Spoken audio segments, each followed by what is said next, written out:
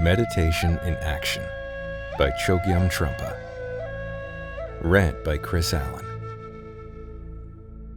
The Life and Example of Buddha. It is a clear, hot summer's day, and the thick branches of the sal trees are brilliant with flowers and heavy with their load of fruit. The landscape is wild and rocky with many caves, and the nearest town is more than 100 miles away. In some of the caves are yogis with long matted hair, dressed only in a thin white cotton cloth. Some are sitting on deer skins and meditating. Others are performing various yogic practices, such as meditating while seated in the middle of a campfire, which is a well-known ascetic practice. Yet others are reciting mantras or devotional chants. The place has an atmosphere of peace, solitude, and stillness, but is also rather awesome. It might have remained unchanged since before the creation of the world. It is completely still and silent. There aren't even any birds singing. There is a great river nearby, but no fishermen. The river is so vast, it seems to be at least 7 miles wide. On the bank, ascetics are practicing the sacred ritual of purification. One sees them meditating and bathing in the river. That was the scene 2,500 years ago in a certain place called Narayanjana, in the province of Bihar in India. A certain prince called Siddhartha arrives. His appearance is aristocratic. He has only recently removed his crown and his earrings and ornaments, and he feels rather naked. He has just sent away his horse and his last attendant, and now he puts on a clean white cotton cloth. He looks around him and tries to imitate other ascetics. He wants to follow their example, so he approaches one of them and asks for instruction in the practice of meditation. First, he explains that he is a prince and has found life in the palace to be meaningless. He has seen that there is birth, death, sickness, and old age. He has also seen a sage walking along the street, and this has inspired him. This is the example and the way of life he wants to follow. It is all new to him, and at first he cannot accept that this is actually happening. He cannot forget the luxuries and sensual enjoyments which he had in the palace and which are still revolving through his mind. This was Prince Siddhartha, the future Buddha. He then received instruction, perhaps rather unwillingly, from his present guru. He was given the ascetic practice of a rishi and taught to sit cross-legged and employ the 7 postures of yoga and to practice yogic breathing exercises. At first it was so new to him that it was almost like a game. He also enjoyed the feeling of accomplishment at having at last managed to leave his worldly possessions to follow this wonderful way of life. The memory of his wife and child and his parents was still very much in his mind, which must have disturbed his practice of yoga, but it seemed there was no way to control the mind, and the yogis never told him anything except to follow the ascetic practice. This was Buddha's experience then, roughly 2,500 years ago, and one would find even now a very similar landscape and have very similar experiences if one decided to leave home and renounce hot and cold water baths and forget about home cooking and the luxury of riding in motor cars or public transport for that matter, which is still a great luxury. Some of us might go by airplane and take only a few hours to get there. Before you know where you are in the middle of India.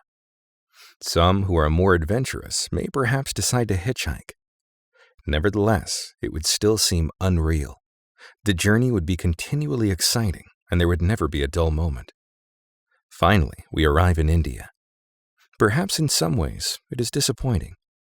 You will see a certain amount of modernization and the snobbishness of the high class, better educated Indians who are still imitating the British Raj. One might find it rather irritating at first, but somehow one accepts it and tries to leave the town as quickly as possible and head for the jungle. In this case, it may be a Tibetan monastery or an Indian ashram. We could follow the same example and perhaps have more or less the same experience as Prince Siddhartha. The first thing, which would be very much on our minds, would be the ascetic aspect of it, or rather the absence of luxury. Now, would we learn anything from these first few days and months? Perhaps we would learn something of the way of life, but perhaps because we had never seen such a country, we'd be more inclined to be excited. One tends to interpret everything, and an internal conversation goes on in the mind as one struggles to break down the barriers of communication and language. One is still living very much in one's own world. Just as it was for Buddha, so for us, the excitement and the novelty of being in a strange country would not wear out for several months. One would write letters home as if possessed by the country, intoxicated with excitement and the strangeness of it all. So if one returned after only a few days or weeks, one would not have learned very much. One would merely have seen a different country, a different way of life. And the same thing would have happened to Buddha if he had left the jungle of Nyaranjana and returned to his kingdom in Rajgir. In the case of Buddha, he practiced meditation for a long time under Hindu teachers, and he discovered that asceticism and merely conforming to one religious setup did not particularly help. He still didn't get the answer. Well, perhaps he got some answers. In a sense, these questions were already answered in his mind, but he was more or less seeing what he wanted to see, rather than seeing things as they were. So in order to follow the spiritual path, one must first overcome the initial excitement. That is one of the first essentials. For unless one is able to overcome this excitement, one will not be able to learn, because any form of emotional excitement has a blinding effect. One fails to see life as it is because one tends so much to build up one's own version of it. Therefore, one should never commit oneself or conform to any religious or political structure without first finding the real essence of what one is looking for. Labeling oneself, adopting an ascetic way of life, or changing one's costume, none of these bring about any real transformation. After several years, Buddha decided to leave. He had learned a great deal in a sense, but the time had come for him to say goodbye to his teachers, the Indian rishis, and to go off on his own. He went to a place quite a long way from there, although still on the banks of the Nyaranjana River, and sat down under a pipal tree, which is also known as the Bodhi tree. For several long years he remained there, seated on a large stone, eating and drinking very little. This was not because he felt it necessary to follow the practice of strict asceticism, but he did feel it was necessary to remain alone and find things out for himself, rather than to follow someone else's example. He might have reached the same conclusions by different methods, but that is not the point. The point is that whatever one is trying to learn, it is necessary to a first-hand experience, rather than learning from books or from teachers, or by merely conforming to an already established pattern.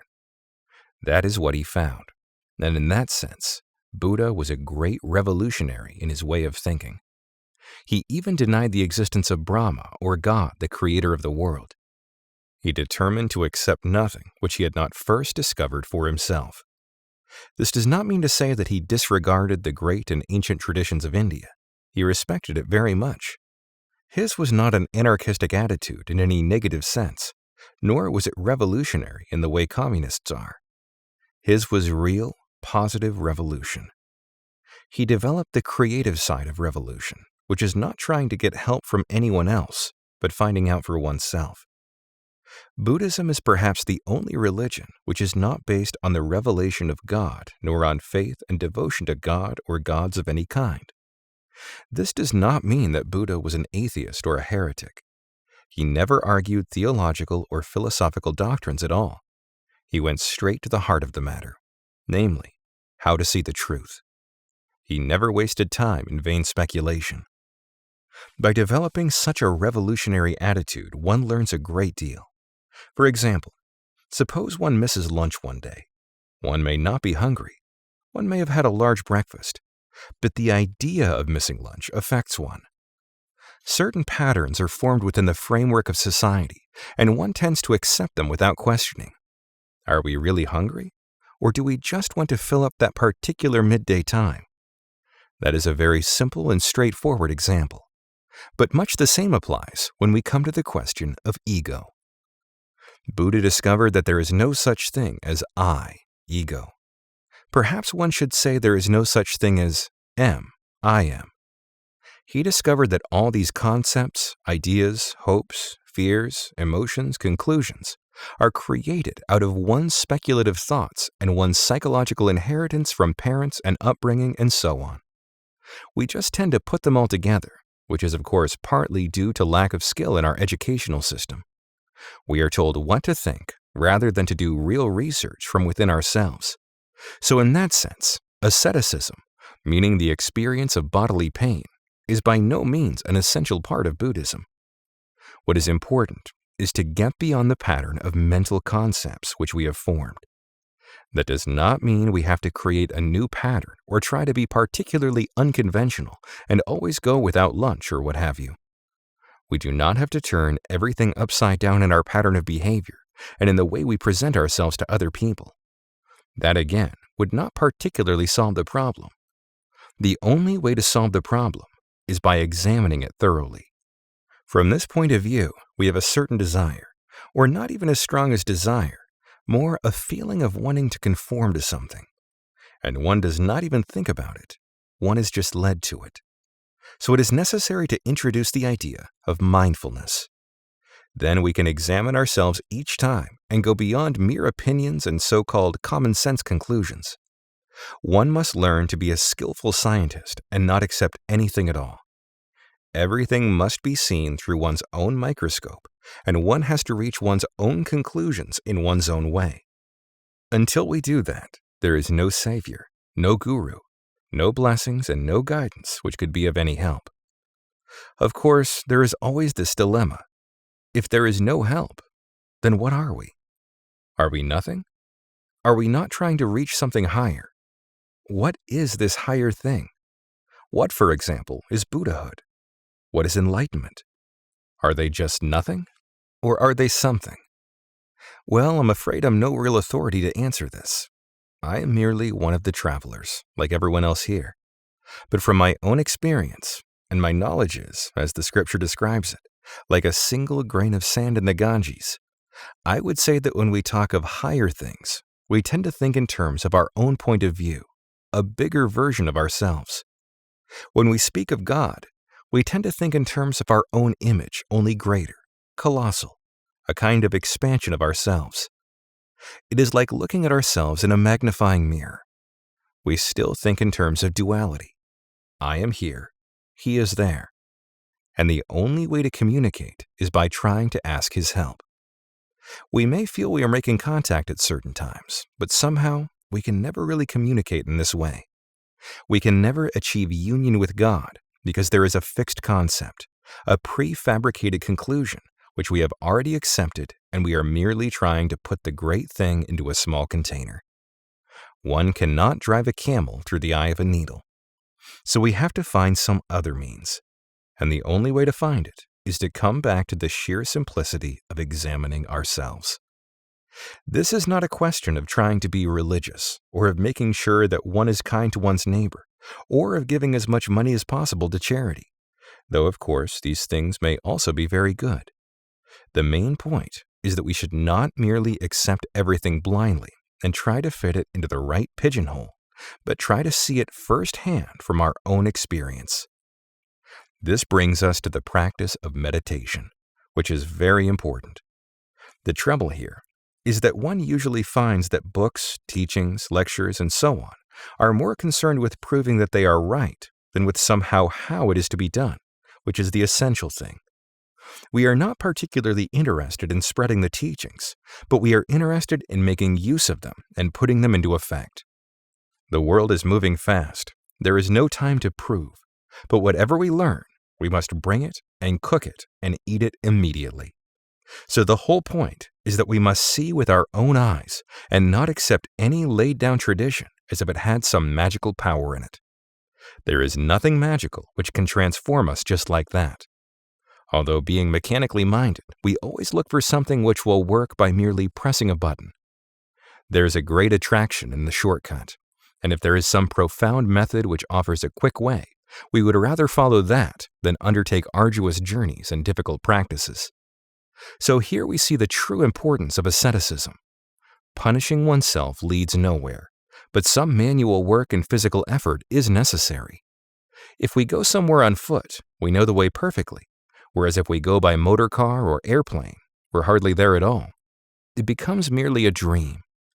Similarly, in order to see the continual pattern of development, we have to go through it manually. This is one of the most important things of all, and here discipline becomes necessary. We have to discipline ourselves. Whether in the practice of meditation or in everyday life, there is a tendency to be impatient. On beginning something, one tends to just taste it and then leave it. One never has the time to eat it and digest it properly and see the after effect of it. Of course, one has to taste for oneself and find out if the thing is genuine or helpful, but before discarding it, one has to go a little bit further, so that at least one gets first-hand experience of the preliminary stage. This is absolutely necessary. That is also what Buddha found, and that is why he sat and meditated on the bank of the Naranjana for several years, hardly moving from the spot. He meditated in his own way, and he found that returning to the world was the only answer. When he discovered the awakened state of mind, he realized that leading an ascetic life and punishing oneself did not help, so he got up and went to beg for some food. The first person he met near Bodh Gaya was a wealthy woman who owned many cows. She gave him some boiled condensed milk with honey in it, and he drank it and found it delicious. Not only that, but he found it greatly enhanced his health and energy, as a result of which he was able to make great progress in the practice of meditation. The same thing happened in the case of the great Tibetan yogi Milarepa. The first time he went out and received a properly cooked meal, he found that it gave him new strength and he was able to meditate properly. Buddha then looked round for somewhere comfortable to sit, having decided that sitting on a stone was too hard and painful. A farmer gave him a bunch of kusa grass, and Buddha spread it under a tree at Bodh Gaya and sat down there. He had discovered that trying to achieve something by force was not the answer, and in fact, for the first time, he accepted that there was nothing to achieve. He completely abandoned all ambition. He had his drink, and he had his seat, and he made himself as comfortable as possible. That very night, he finally attained Sambodhi, the fully awakened state. But that wasn't quite enough. He hadn't quite overcome everything.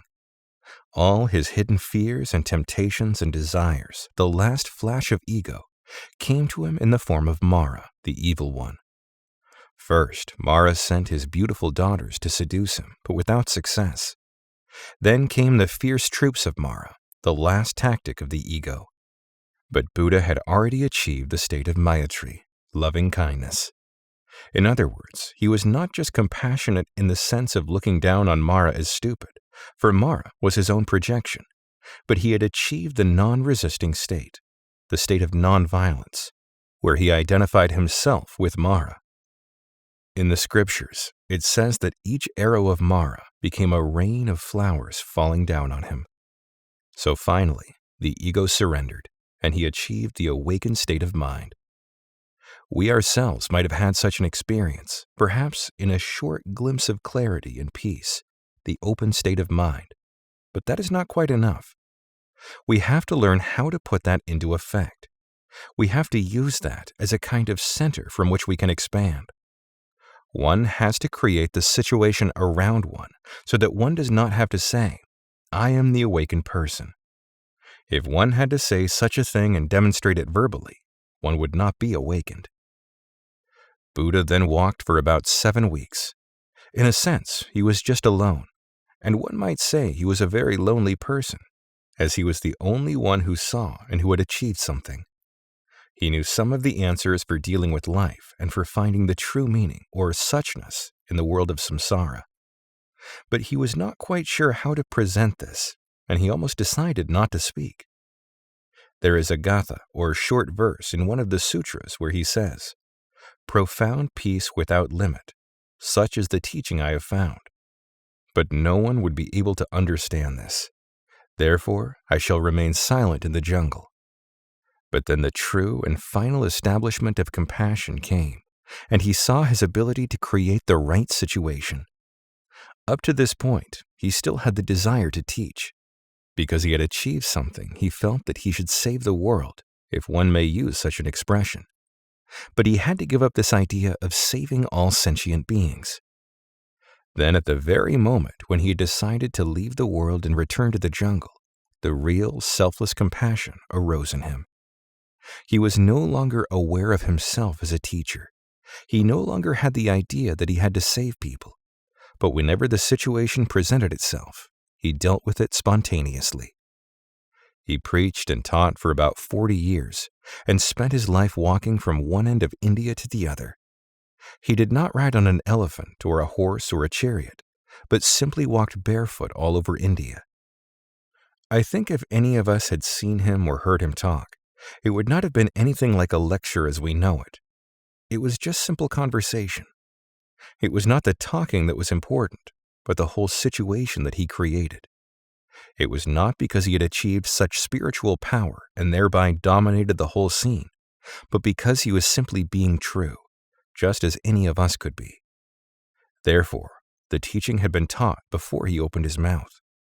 That is why we find in the sutras that gods and asuras of all kinds of people from different parts of India attended his talks and saw him and met him, and all could understand him. They did not have to ask him questions, but they automatically received the answers.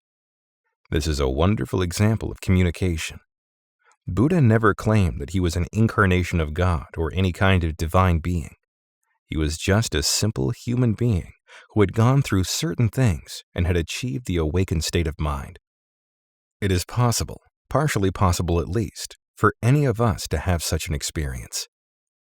From this example, we see that speech alone is not the only method of communication. There is already communication before we say anything, even if we are only saying hello or how are you. Somehow, communication also continues after we finish speaking. The whole thing must be conducted in a very skillful way, by being true and not self-centered. Then the concept of duality is absent, and the right pattern of communication is established. It is only through one's own experience of searching that this can be achieved, and not through merely copying someone else's example. Neither asceticism nor any preconceived pattern will provide the answer. We have to make the first move ourselves, rather than expecting it to come from the phenomenal world or from other people. If we are meditating at home, and we happen to live in the middle of the high street, we cannot stop the traffic just because we want peace and quiet. But we can stop ourselves. We can accept the noise. The noise also contains silence. We must put ourselves into it and expect nothing from outside, just as Buddha did. And we must accept whatever situation arises. As long as we never retreat from the situation, it will always present itself as a vehicle, and we will be able to make use of it. As it is said in the scriptures, the Dharma is good at the beginning, the Dharma is good in the middle, and the Dharma is good at the end. In other words, the Dharma never becomes out of date, since fundamentally, the situation is always the same.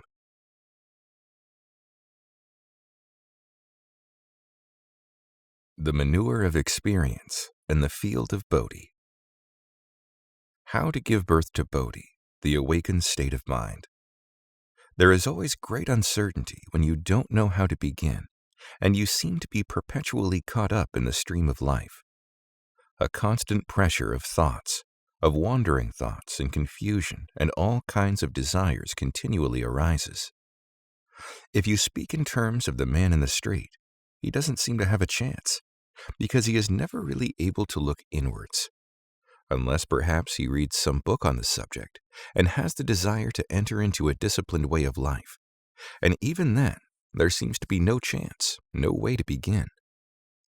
People tend to make a very sharp distinction between spiritual life and everyday life.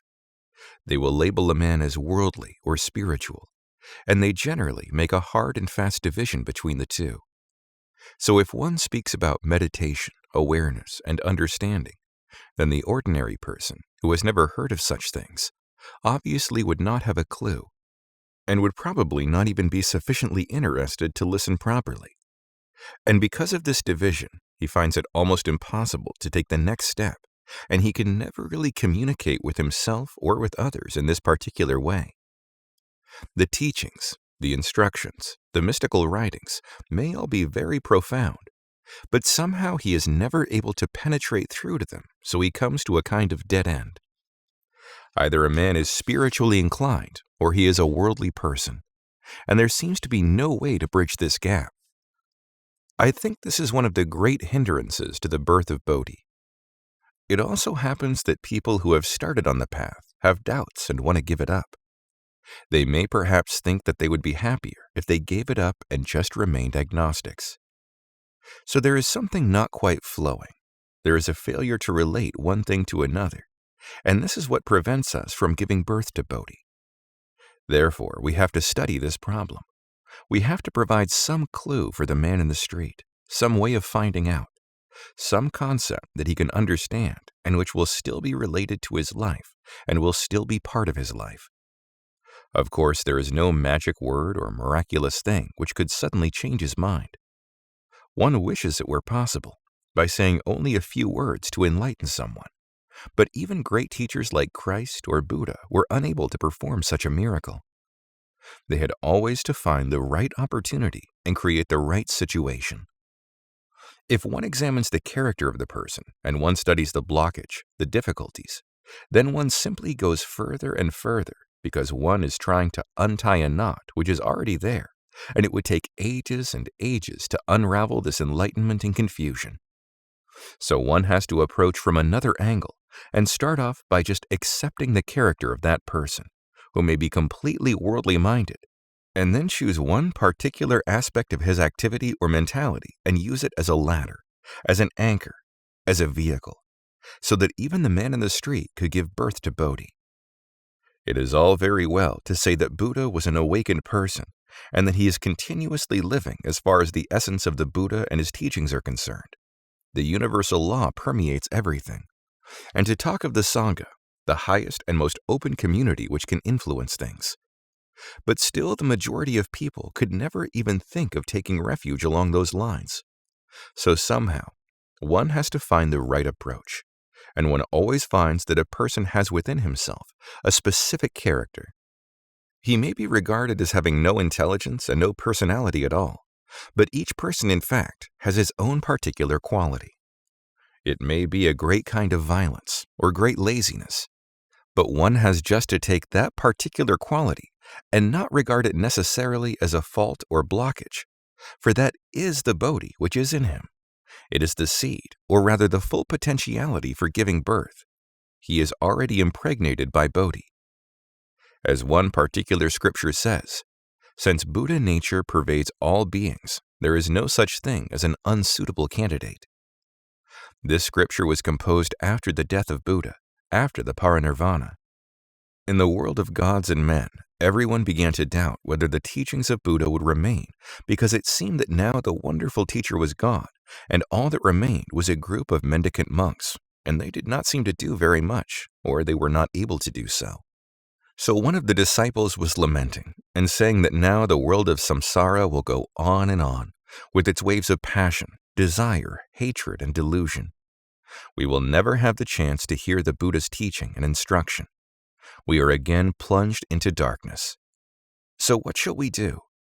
And as he lamented, the answer came to his mind, that Buddha had never died, that his teaching is always present, and that the birth and death of Buddha is merely a concept, an idea. In fact, no one is excluded, and all beings, anyone who possesses consciousness, anyone who possesses mind or the unconscious mind, are all candidates for bodhisattvahood. Anyone can become an awakened person. In this sense, there is no such thing as a secret doctrine, or a teaching which is only for the few. As far as the teaching is concerned, it is always open. So open, in fact, so ordinary and so simple, that it is contained within the character of that particular person. He may be habitually drunk or habitually violent, but that character is his potentiality. And in order to help give birth to Bodhi, one must first of all respect that person's character and open one's heart to that violence in him. Then one must go into him fully and respect him so that the energetic, the dynamic aspect of violence can be made to serve as the energy aspect of the spiritual life. In this way, the first step is taken and the first link is made. Probably the person feels very bad, that he is doing something wrong or that something is not quite right. He may feel that he has big difficulties, that he has a problem which he wants to solve. but he cannot solve it. And probably, in his search for a solution, he merely substitutes other activities for the ones he has renounced. Therefore, it is through simple, direct, and ordinary things in the person's mind and behavior that he arrives at the realization of the awakened state of mind. Of course, one cannot apply this in a general way. It is no use generalizing or trying to explain philosophical concepts to a man in his state. One has to study that particular moment of the person, that very moment of nowness. And there is always a kind of spark, a kind of gap. His character is not just one thing. There is active behavior, then passive, then active, continuously changing, and the first moment producing and giving birth to the next moment. So there is always a gap between these two periods, and one has to take that as the starting point. Probably one has to begin with some form of theory, because without respecting samsara, the world of confusion, one cannot possibly discover the awakened state of mind or nirvana. For samsara is the entrance. Samsara is the vehicle for nirvana.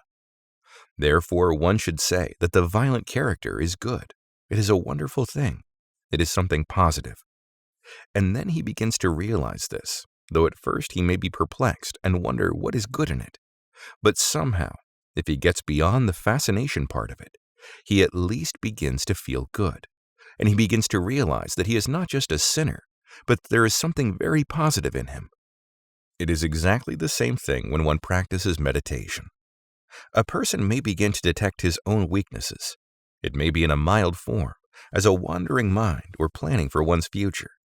But certain things begin to come, and it is as though one were sitting specially to think these things over rather than to practice meditation.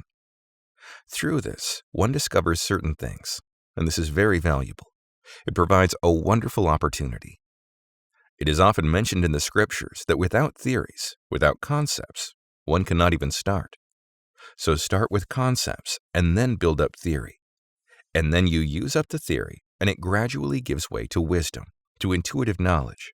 And that knowledge finally links with reality. So to start with, one should allow and not react against things.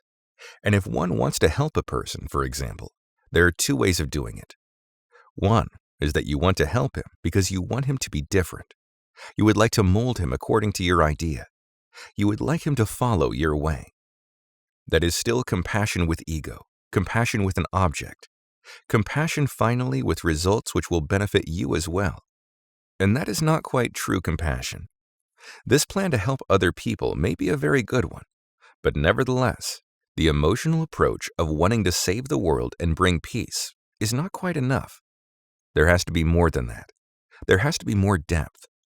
So first, one has to start by respecting concepts and then build from there. Though actually in Buddhist teachings, concepts are generally regarded as a hindrance. But being a hindrance does not mean that it prevents anything. It is a hindrance, and it is also the vehicle. It is everything.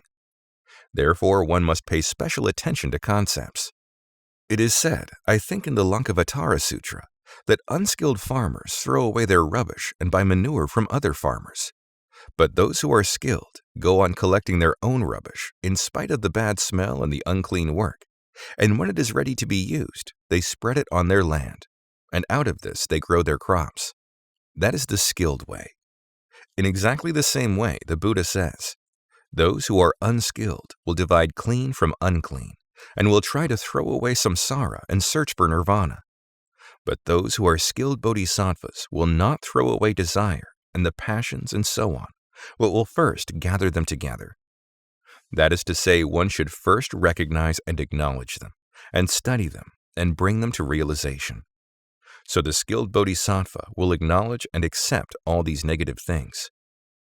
And this time, he really knows that he has all these terrible things in him. And although it is very difficult and unhygienic, as it were, to work on, that is the only way to start. And then he will scatter them on the field of Bodhi. Having studied all these concepts and negative things, when the time is right, he does not keep them anymore, but scatters them and uses them as manure. So out of these unclean things comes the birth of the seed, which is realization. This is how one has to give birth. And the very idea that concepts are bad or such and such a thing is bad divides the whole thing, with the result that you are not left with anything at all to deal with. And in that case, you either have to be completely perfect or else battle through all these things and try to knock them all out. But when you have this hostile attitude and try to suppress things, then each time you knock one thing out, another springs up in its place. And when you attack that one, another thing comes up from somewhere else. There is this continual trick of the ego, so that when you try to disentangle one part of the knot, you pull on the string and only make it tighter somewhere else, so you are continually trapped in it. Therefore, the thing is not to battle anymore, but to try and sort out the bad things and only achieve good, but respect them and acknowledge them. So theory and concepts are very good, like wonderful manure. Through thousands and thousands of lives, we have been collecting so much rubbish that now we have a wonderful wealth of this manure. It has everything in it, so it would be just the right thing to use, and it would be such a shame to throw it away. Because if you do throw it away, then all your previous life until today, maybe 20, 30, or 40 years, will have been wasted. Not only that, but lives and lives and lives will have been wasted, so one would have a feeling of failure. All that struggle and all that collecting would have been wasted if you would have to start all over again from the beginning. Therefore, there would be a great feeling of disappointment, and it would be more a defeat than anything having been gained. So one has to respect the continual pattern. One may have broken away from the origin, and all sorts of things may have happened. These may not be particularly good things. They are rather undesirable and negative. At this stage, there are good things and bad things. But this collection contains good things disguised as bad, and bad things disguised as good. One must respect the flowing pattern of all one's past lives and the early part of one's present life right up to today. And there is a wonderful pattern in it. There is already a very strong current where many streams meet in a valley. And this river is very good and contains this powerful current running through it. So instead of trying to block it, one should join this current and use it. This does not mean that one should go on collecting these things over and over again. Whoever does that would be lacking in awareness and wisdom. He would not have understood the idea of collecting manure. He could collect it together and acknowledge it, and by acknowledging it, he would have reached a certain point and would understand that this manure is ready to be used. There is a story in the teachings of Tantra about two close friends who both wanted to search for the truth. They went to a master, and the master said, "Do not abandon anything except everything. And once having accepted, use it the right way." And the first one thought, well, this is wonderful. I can go on being just the way I am. So he set up hundreds of brothels and hundreds of butchers' shops and hundreds of drinking places, which in India was regarded as something that only a lower caste person would do. He began to run all these big businesses, and he thought that this was what he was supposed to do. But the other friend thought this was not quite right, and he began to examine himself. And by examining himself, he came to the conclusion that he had enough material already and did not have to collect any more. He did not have to do any particular practice of meditation, but by acknowledging the already existing heap, he achieved enlightenment, or at least a certain stage of realization, a kind of satori. Then one day they met each other and talked together and compared their experiences. The first one was not at all awakened. He was still struggling and collecting and doing all these things. In fact, he had fallen into an even worse trap and had not even started to examine himself. But each of them was quite sure that he was right, so they both decided to go and consult the teacher. And the teacher said, "I am afraid your way is wrong," to the one who was running the businesses. And he was so disappointed that he drew his sword and murdered the teacher on the spot. There are these two possible approaches, and there may perhaps be some confusion between the two. Nevertheless, if a person is skilled enough, not necessarily intelligent, but skilled enough and patient enough to sift through his rubbish and study it thoroughly, then he will be able to use it. So, coming back to the subject of concepts, which is a very important example, the idea behind this is to develop a positive outlook and to recognize your great wealth. And having recognized one's concepts and ideas, one must also, in a sense, cultivate them. One has a tendency to try and abandon them or throw them away, but one should cultivate them. Not in the sense of reading more books or having more discussions and philosophical disputes. That would be the other way, the way of the friend who ran the businesses. But simply, since you already have enough wealth, just go through it. Just as a person who wants to buy something has to first check through and see how much money he has, or else it is like going back to your old diaries and studying them, and seeing your different stages of development. Or going up to the attic and opening up all the old boxes to find the old dolls and toys that were given to you when you were 3 years old, and looking at them and examining them together with their associations. In this way, you gain a complete understanding of what you are, and that is more important than continuously creating. The point of realization is not to try and understand only the awakened state and pretend not to understand the other side, because that becomes a way of cheating oneself. You see, you are your own best friend, your own closest friend. You are the best company for yourself. One knows one's own weaknesses and inconsistency. One knows how much wrong one has done. One knows it all in detail, so it doesn't help to try and pretend you don't know it, or to try not to think of that side and only think of the good side. That would mean that one was still storing one's rubbish. And if you store it like that, you would not have enough manure to raise a crop from this wonderful field of Bodhi. So you should go through and study even right back to your childhood. And of course, if you have the great ability to go back to your previous lives, you should do so and try to understand them. There is also a story about Brahma, who came one day to hear the Buddha preach, and the Buddha asked, "Who are you?" And Brahma, for the first time, began to look and check into himself, Brahma personifying the ego. And when he first looked into himself, he couldn't bear it. He said, "I'm Brahma, the great Brahma, the supreme Brahma." So Buddha asked, "Why do you come and listen to me?" And Brahma said, "I don't know." Buddha then said to him, "Now, look back into your past." So Brahma, with his wonderful ability to see his many past lives, looked, and he couldn't bear it. He simply broke down and wept in front of Buddha. Then Buddha said, well done, Brahma, that is good." You see, this was the first time that Brahma had used his wonderful ability to see into his distant past, and so he finally saw things clearly. This does not mean that a person has to break down and feel bad about it, but it is very important to check and go through everything so that nothing is unexplored.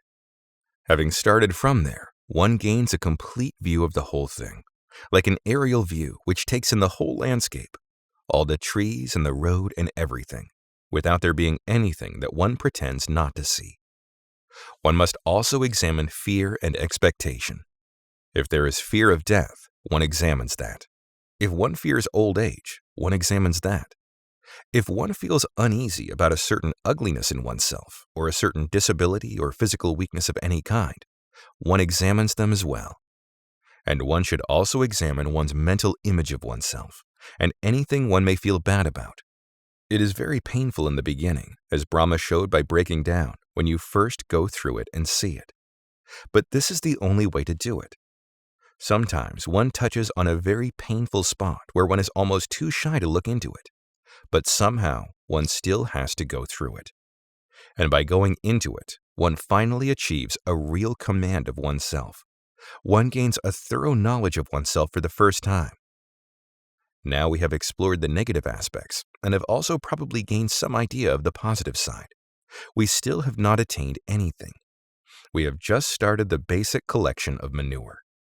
And now we have to study it and see how to put it to use. By now, one has developed this positive outlook, and one has achieved a certain amount of understanding. And that is what is known as real theory. It is still theory, but you do not throw it overboard. In fact, you cultivate this kind of theory, and you continuously work on and on intellectually. Intellectualizing only up to a certain point, of course, but still working on, and without having reference to books or talks or discussions. It has to be a kind of contemplation and first-hand study. One's theory then begins to develop and takes on a shape of its own. And then you begin to discover not only the positive things you have done, but also the element of Bodhi which is in you. You begin to realize that you have this great ability to create such a wonderful theory. At this stage, of course, a person often feels that he has reached a state of enlightenment, a state of satori, but this is a mistake. Naturally, at this first discovery, there is great excitement, great joy, bliss, but he still has to go on. So having gone through these things and having studied and explored them, one finds that one's theory does not stop, as ordinary theory does after reading books on philosophy, or scriptures for that matter. But this theory continues. There is a continual investigation, a continual finding out. Sometimes, of course, this theory does stop. One reaches a certain point where one becomes too much fascinated by the whole thing. One searches with too much eagerness, and then one comes to a stop and can't go any further. That doesn't mean there is a breakdown or a blockage. It means one is trying too much with an idea. One is trying too much with the inquisitive mind. Then one has to channel it differently, without the eagerness and without the fascination, but going step by step, as it says in the scriptures, at an elephant's pace. You have to walk very slowly, unemotionally, but walk with dignity, step by step, like an elephant walking in the jungle. So your continual struggle may be a very slow one, but Milarepa says, hasten slowly, and you will soon arrive. By this time, theory is no longer theory. Well, it is also a kind of imagination. So many imaginary things come in, and this imagination may even be a kind of hallucination. But again, one does not abandon that. One does not regard it as a wrong track, as though one had to go back to the right one. In fact, one uses imagination. So theory brings imagination, which is the beginning of intuitive knowledge. One then discovers that one has a great imaginative energy, and so one goes on gradually, step by step. In the next stage, one goes beyond just imagination. And this is not hallucination at all. There is something in us which is more real than merely imagination, though it is still colored by imagination.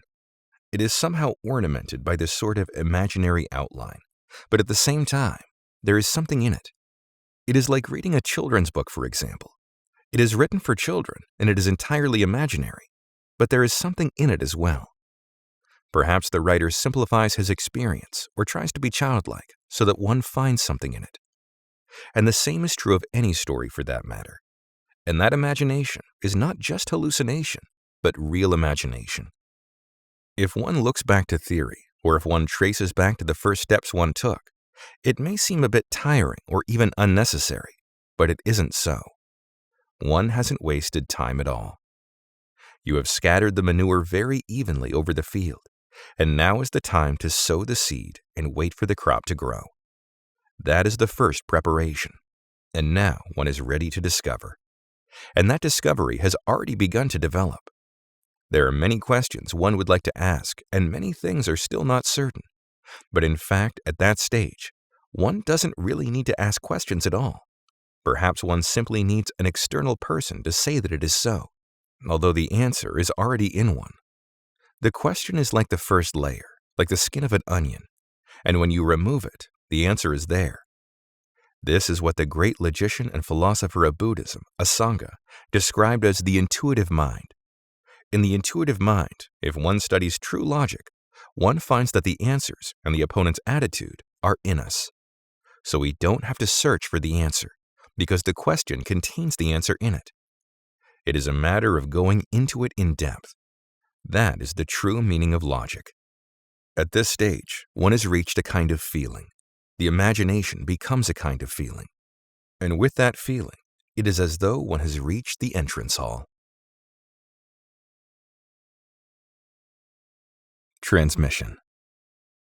So after all your preparation, you are finally ready to give birth to Bodhi.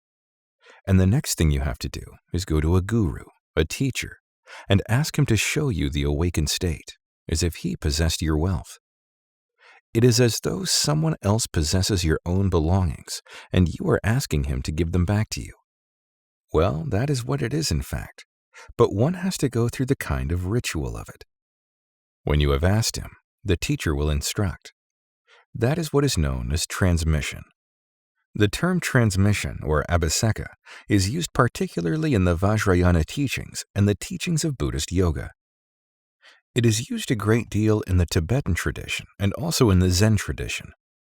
Transmission does not mean that the teacher is imparting his knowledge or his discovery to you. That would be impossible. Even Buddha could not do so.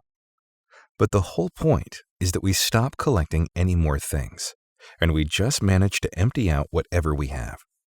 And to avoid collecting any more, to avoid charging up the ego, it is necessary to ask some external person to give something, so that you feel that something is given to you. Then you don't regard it as your wealth, which he is giving back to you, but as something very precious of his. So one must also be very grateful to the teacher.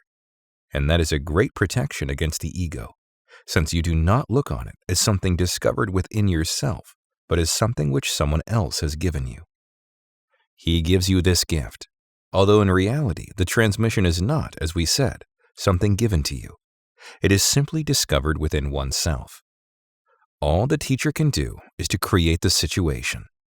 He will create the right situation, and because of this situation and environment, the pupil's mind will also be in the right state, because he is already there. It is like going to the theater. Things are already built up for you, the seats and the stage and so on. So even by the very fact of going into it, one feels automatically that one is taking part in some particular event. Whenever we go into a place or participate in something, we become a part of it, because the environment is already created. In the case of transmission, the situation may be rather different, but nevertheless, there is still a certain environment. The teacher may not use words at all, or perhaps he goes to great lengths to explain the subject, or he may perform a ceremony of some kind, or else he may do something quite ridiculous. There is the story of Naropa, the great Indian Pandit, the Mahapandita, or great Pandit in the University of Nalanda. He was one of the 4 great Pandits at that particular period of Buddhist history. He was known as the great Pandit in India, in the whole of the world for that matter.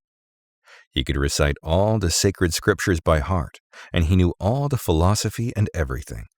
But he was not satisfied with himself, because he was merely giving out what he had learnt, but he never really learned the depths of it. So one day, as he was walking on the balcony of the university, he heard a group of beggars talking by the main entrance. He heard them saying that there was a great yogi called Tilopa, and when he heard this name, he was quite sure that this was the right guru for him, so he decided to go in search of him. He gave gifts of food to these people and asked them where Tilopa lived. They told him where to go, but even so, it took him about 12 months of searching. Each time he thought he had found the right place, he was told to go somewhere else. And finally, he came to a little fishing village, and he asked for the great yogi Tilopa. One of the fishermen said, "Well, I don't know about a great yogi, but there is a Tilopa who lives down by the river. He is very lazy and doesn't even fish, and he just lives on what the fishermen throw away, the heads and the entrails of the fish and all that." Naropa followed his directions, but when he came to the place, all he saw was a beggar, a very mild-looking character who appeared to be unable even to speak. However, he prostrated and asked him for the teaching. For 3 days, Tilopa said nothing, but finally he nodded his head. Naropa took that to mean that he had accepted him as his disciple. Then Tilopa said, "Follow me." So he followed him for 12 long years and underwent many hardships and difficulties during that time. On one particular occasion, Tilopa said he was very hungry. I mention this because it is all part of transmission. You see, he was creating the right environment. So he asked him to find some food. Now Naropa was a very refined person. He was born in a Brahmin family, but he had to lead this kind of life, following the example of Tilopa. So he went to a village where they were having a wedding feast or a special feast of some kind, and first he tried to beg, but it was forbidden to beg on that particular feast day. He crept into the kitchen and stole a bowl of soup and ran away and gave it to his guru. Tilopa seemed very pleased. In fact, it was the first time Naropa had ever seen such a wonderful smiling expression on his face. He thought, "Well, this is wonderful. I think I'll go ahead and fetch a second bowl." Tilopa expressed his approval and said he would like another bowl, but this time they caught Naropa, and beat him and broke all his legs and arms and left him lying on the ground half dead. A few days later, Tulku came up and said, "Well, what's the matter with you? Why didn't you come back?" He seemed rather angry. So Naropa said, "I'm dying." But his guru said, "Get up. You're not dying, and you still have to follow me for several years yet." And he got up and felt all right, and in fact, nothing was wrong. On another occasion, they came to a deep canal which was infested with leeches. Tulku said he wanted to cross over and asked Naropa to lie down across the canal to act as a bridge. So he lay down in the water. And when Tulku had walked over him, Naropa found that his body was covered with hundreds of leeches, and he was again left dying there for several days. Things like this happened all the time, until finally, in the last month of the 12th year, Tulku was sitting with him one day, and suddenly took off his sandal and hit him in the face with it. At that very moment, the teaching of Mahamudra, which means the great symbol, came like a flash into Naropa's mind, and he attained realization. After that, there was a great feast, and Tulku told him, "That is all I can show you. All my teachings have now been transmitted to you. In future, if anyone wants to follow the path of Mahamudra, he must learn and receive instructions from Naropa. Naropa is like a second king after me." Only after that did Tulku explain the teachings to him in detail. So that is one example of transmission. Of course, in those days, people were more patient and could afford to spend such a long time, and were also prepared to do so. But the idea is not that Naropa received the teaching only at the moment when the shoe hit his head, but the process was going on all the time during those 12 long years that he spent with his teacher. All these difficulties and different stages that he went through were part of the transmission. It is a question of building up and creating the atmosphere.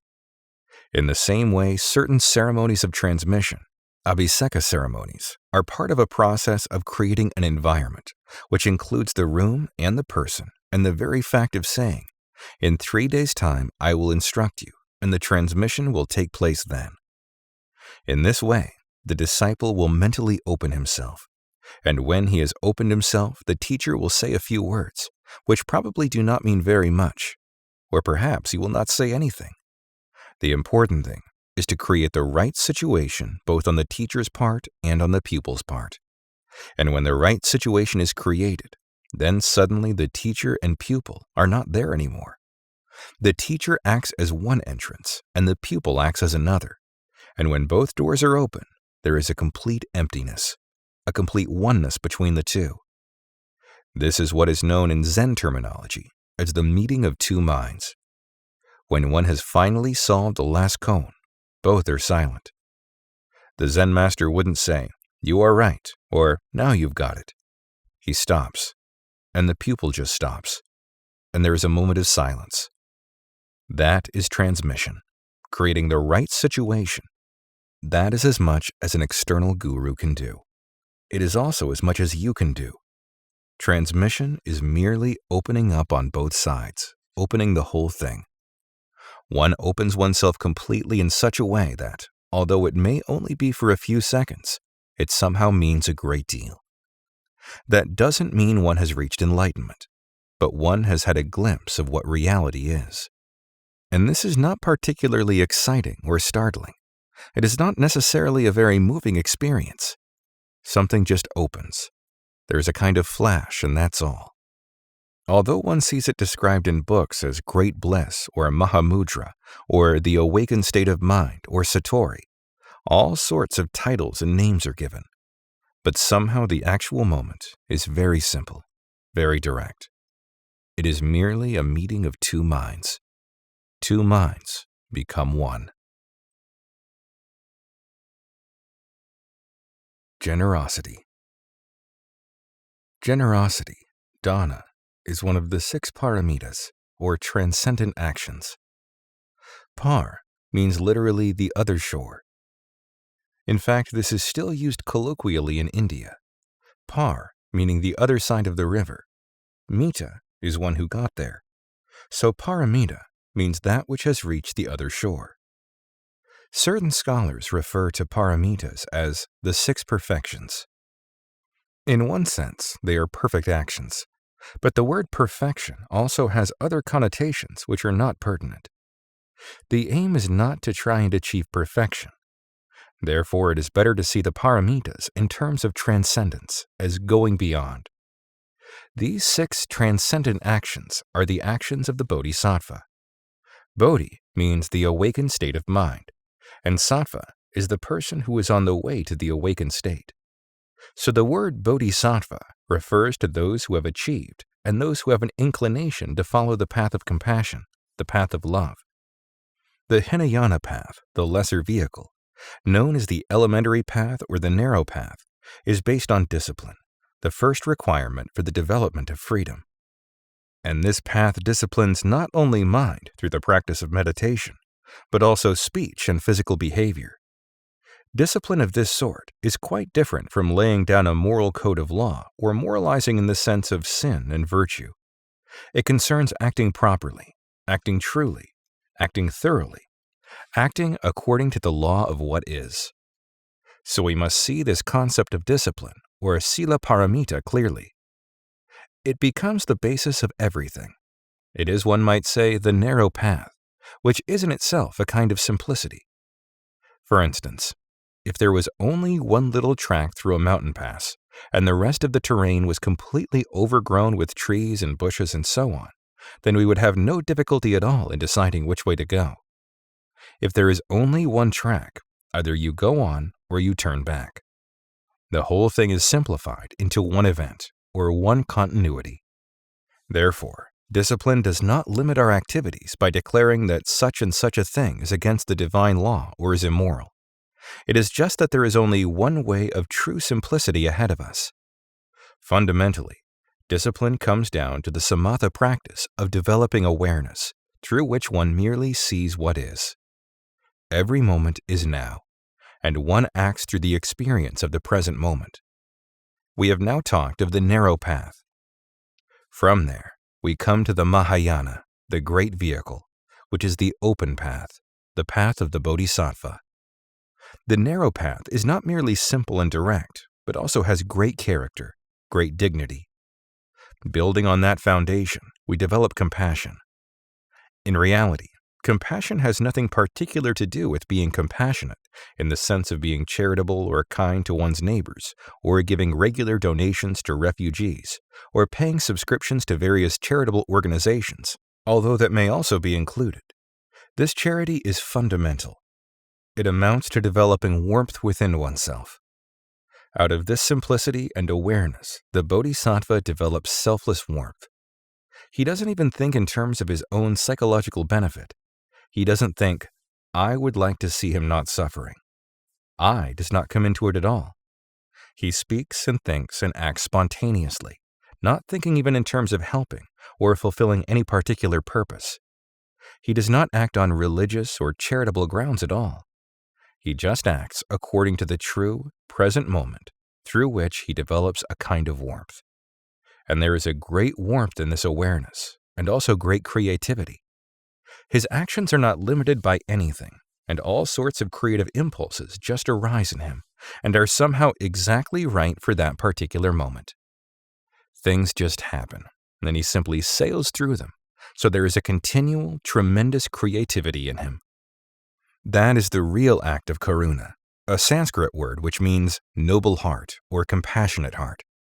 So in this case, compassion does not refer to kindness alone, but to fundamental compassion, selfless compassion.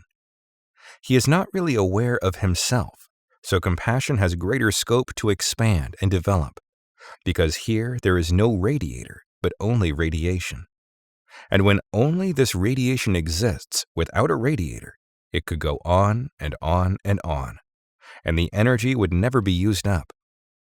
It is always transformed, and as it expands further and further, it changes always into something else, into a new creative activity, and it goes continuously on and on. This creative transformation is not merely a theoretical or philosophical concept, but actually takes place in a practical sense, sometimes in a very simple way. We can turn now to generosity, which arises when the bodhisattva is intoxicated by compassion and is no longer aware of himself. His mind is not merely filled with compassion, it becomes compassion. It is compassion. There are 6 activities associated with this: generosity, morality or discipline, spontaneous discipline acting according to the true law, patience, energy, and clarity, which is also wisdom or knowing the situation. These are what is known as the paramitas, which, as we said, means transcendent acts. Let me repeat that the bodhisattva is not acting to be virtuous or to overcome sin or evil. His mind is not occupied with being on the side of good or bad. In other words, his activity is not limited. It is not bound or conditioned by good and bad. Hence, it is transcendental, something beyond. This may sound a bit abstract, a bit difficult to grasp, and one may ask, how can an act of generosity be transcendental? Isn't this merely a philosophical definition? Well, no. In this case, it isn't, because it does not refer only to his action. His mind simply doesn't work like that. When he acts, he is completely spontaneous, free, and being in the present. So he is entirely open, and as far as his mind is concerned, non-active. Activity arises only when the situation presents itself. He may not be continually in a state of selfless awareness, but at least he acts spontaneously. He acts according to the Dharma. And the definition of Dharma in this sense is the true law, the law of the universe. Dispassionateness is the Dharma. That is to say that the Dharma does not involve any form of desire for achievement. So the act of generosity is performed without reference to any particular reward. Therefore, generosity means not possessing. If a man has wealth, he might say, well, now I have an opportunity to practice generosity because I have something to practice with.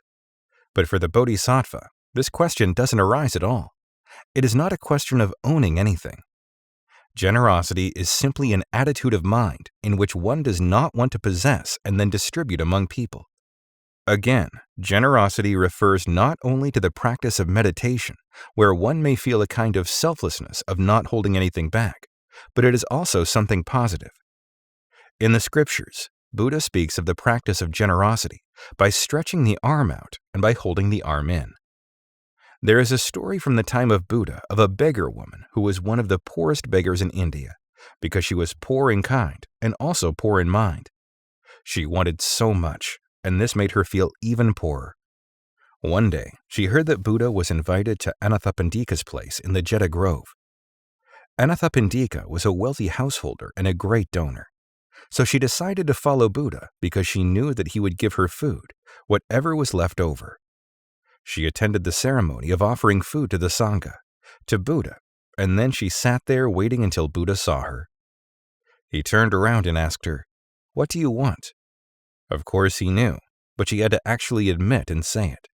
And she said, "I want food. I want you to give me what is left over." And Buddha said, "In that case, you must first say no. You have to refuse when I offer it to you." She held out the food to her, but she found it very difficult to say no. She realized that in all her life, she had never said no. Whenever anyone had anything or offered her anything, she had always said, "Yes, I want it." So she found it very difficult to say no, as she was not at all familiar with that word. After great difficulty, she finally did say no, and then Buddha gave her the food. And through this, she realized that the real hunger inside her was the desire to own, grasp, possess, and want. This is an example of how one can practice generosity. And from that point of view, one can practice generosity towards oneself, because the point here is to free oneself from this possessiveness, this continual wanting. Then, of course, the next step is giving away one's possessions. But this is not necessarily connected with austerity. It does not mean that you should not own anything at all, or that you should give away what you have immediately. You could have great wealth and many possessions, and you could even enjoy them and like having them, and probably you have a personal interest in them, like a child's toy, or adult's toy for that matter. It isn't a question of not seeing the value of possessions. The point is that it should be equally easy to give them away. If somebody asks for a particular object you like to have with you all the time, there should be no hesitation at all, just give it away. It really is a question of giving up this concept of possession. for there is a kind of hunger in action. There is a story in Tibet concerning two brothers, one of whom had 99 yaks, while the other had only one yak. The poor brother was quite content with his one yak. He was quite happy and thought he had great wealth. He had one yak, and that was really all he needed. It was quite sufficient, and he wasn't particularly afraid of losing it. In fact, his enjoyment of owning it was greater than his fear of losing it, whereas the other one was always very afraid of losing his yaks. He always had to look after them. And generally, you find in the highlands of Tibet that there are a lot of wolves and Himalayan mountain bears, and the yaks quite often die through the hardships of winter. There are far more obstacles there than in this part of the world when it comes to looking after animals. So one day the rich brother thought, well, I think I'll ask my brother a favor. You see, he was not only afraid of losing his yaks, but he was also very keen on accumulating more of them. And he went to the other brother and said, well, I know you only have one yak, which doesn't make much difference to you. So if you didn't have one at all, it wouldn't really matter much. But if you give me your yak, then I will have 100 yaks, which means a great deal to me. I mean, 100 yaks is really something. If I had that much, I would really be somebody rich and famous. So he asked the favor, and the other brother gave up the yak quite easily. He didn't hesitate, he just gave it. And this story became proverbial in Tibet to illustrate that when someone has a lot, he wants more, and when someone has less, he is prepared to give. So there is this possessiveness, this psychological hunger. And this relates not only to money and wealth, but to the deep-seated feeling of wanting to possess, wanting to hold on to things, wanting things definitely to belong to you. For example, supposing you're window shopping. One person might be unhappy all the time, and when he sees things he likes, he always produces a kind of pain in his mind because he's thinking, if only I had the money, I could buy that. So all the time, as he is walking through the shops, this hunger produces great pain, whereas another person may enjoy merely looking.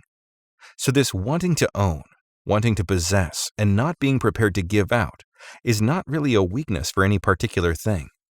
It is more generally wanting to occupy oneself with something. And if you have lost or lose interest in that particular thing, then you always want to substitute something else in its place. It isn't particularly that you can't manage without a motor car or central heating or whatever it may be. There is always something behind that, something fundamental, a kind of wanting to possess, wanting to own, which is always changing and developing and substituting one thing for another. So that is the real weakness, though not exactly weakness, but more a kind of habit that one tends to form through a neurotic process of thoughts. The whole thing boils down to this overlapping of thoughts which goes on all the time in our minds. We never allow anything to really happen or take place in our mind. One thought comes, and almost before we finish that, another one comes in and overlaps it, and then another. So we never allow any gap which would permit us to be free and really digest things. Therefore, it becomes a continual demand, a continual process of creating and wanting to own. And that is why one has to develop this generosity of really opening oneself. The next stage is perhaps a deeper form of generosity. That is to say, being prepared to share one's experience with others.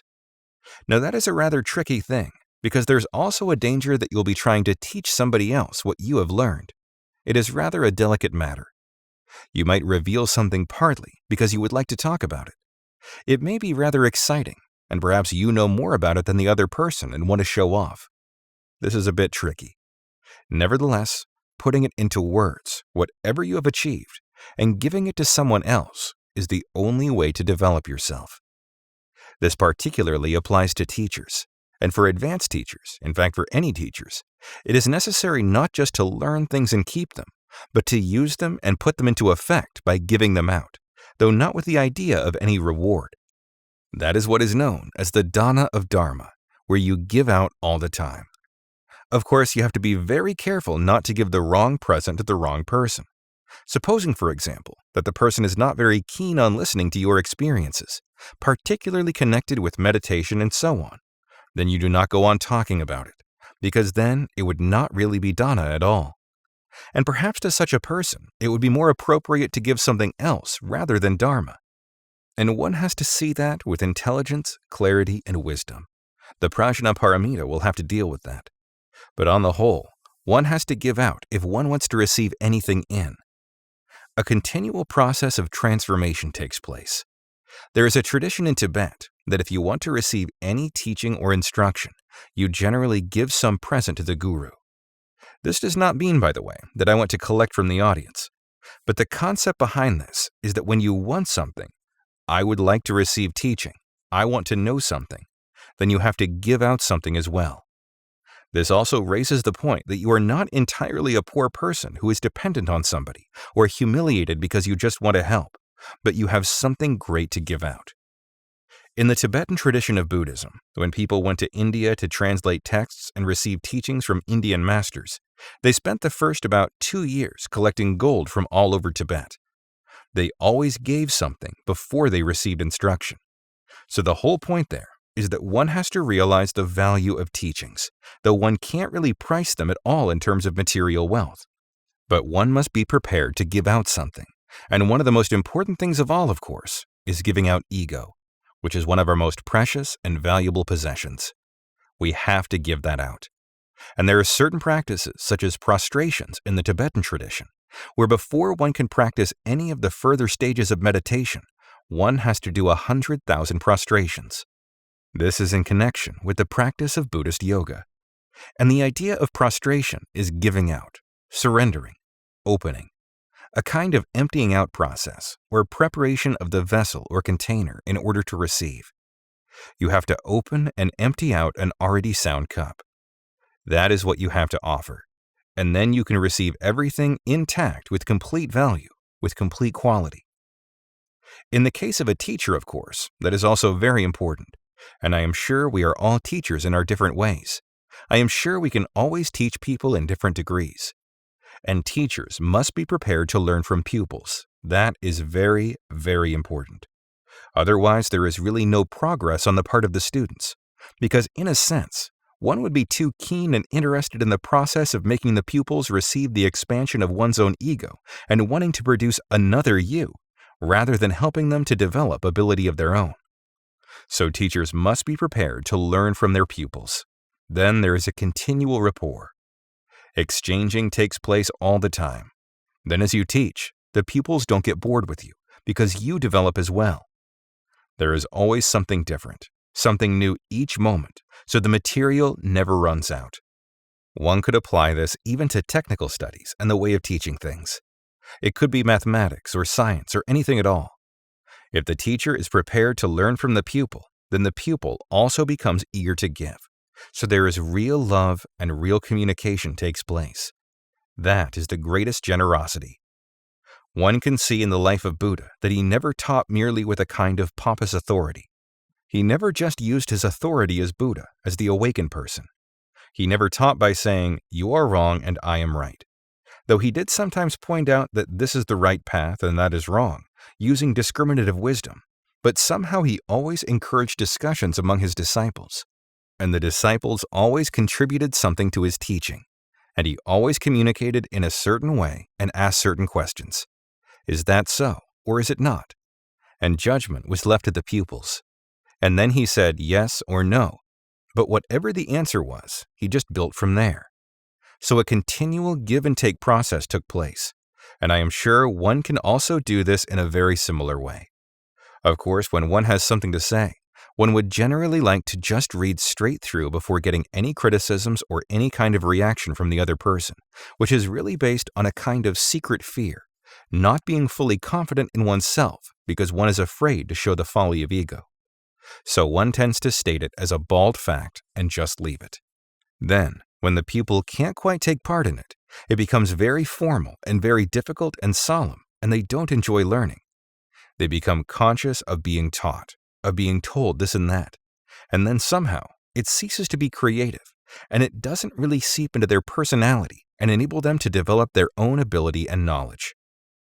Then, of course, generosity of material wealth, as we have said, is not merely a question of giving the object or giving money, but more of the attitude behind it. One generally finds in the East, and I am not saying that the Eastern way of doing things is always right, I am not using it as a kind of authority, as though that is the authentic and only way to deal with things, but merely as another suggestion that a person in the East will generally give a thing away because that is the thing he loves most, and he gives it because it really represents his heart.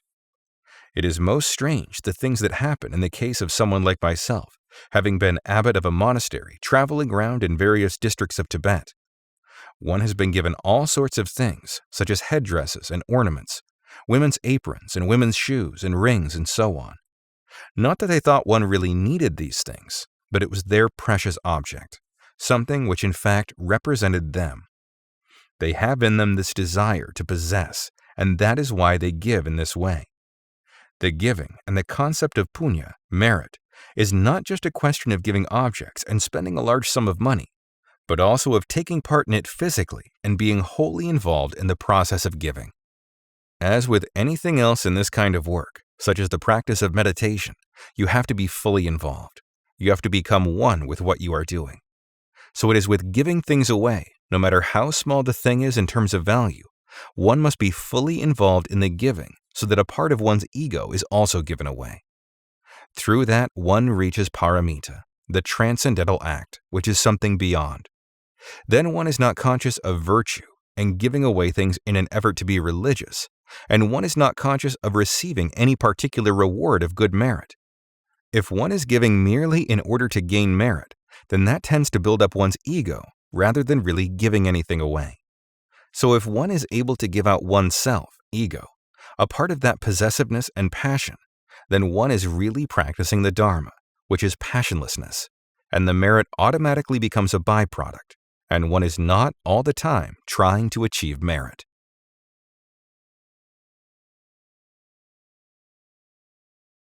Patience. Patience, ksanti in Sanskrit, is usually taken to mean forbearance and the calm endurance of pain and hardship. But in fact, it means rather more than that. It is forbearing in the sense of seeing the situation and seeing that it is right to forbear and to develop patience. So ksanti has an aspect of intelligence, in contrast, one might say, to an animal loaded with baggage, which might still go on and on walking along the track until it just drops dead. That kind of patience is patience without wisdom, without clarity. Here we are referring to patience with clarity, and energy with the eye of understanding. Generally, when we talk of patience, we think of an individual person who is being patient, but it also has a great deal to do with communication. Patience can develop if there is discipline and if one can create the right situation. Then one does not merely forbear because it is painful and unpleasant, and because one is just trying to get through it. But patience can develop easily with the aid of virya, or energy. Without energy, one could not develop patience because there would be no strength to be patient. And this energy comes from creating the right situation, which is connected with awareness. Perhaps the word awareness is a little ambiguous, since it often connotes self-consciousness or just being aware of what you are doing. But in this case, awareness is simply seeing the situation accurately. It does not particularly mean watching yourself speaking and acting, but rather seeing the situation as a whole, like an aerial view of a landscape which reveals the layout of the town and so on. So patience is related to discipline, which in turn is connected with awareness. Discipline is in fact the key to everything, and sila morality is the source of discipline and the main function of discipline. And here there are two schools of thought. According to one, discipline is necessary, and only through discipline can one learn and find the right way. According to the other school of thought, things should be allowed to develop in their own way, and if there is less discipline, if things are left to the individual's choice or instinct, then he will develop a personal interest in the subject, and there will be no need to impose anything on him. Both are extreme views.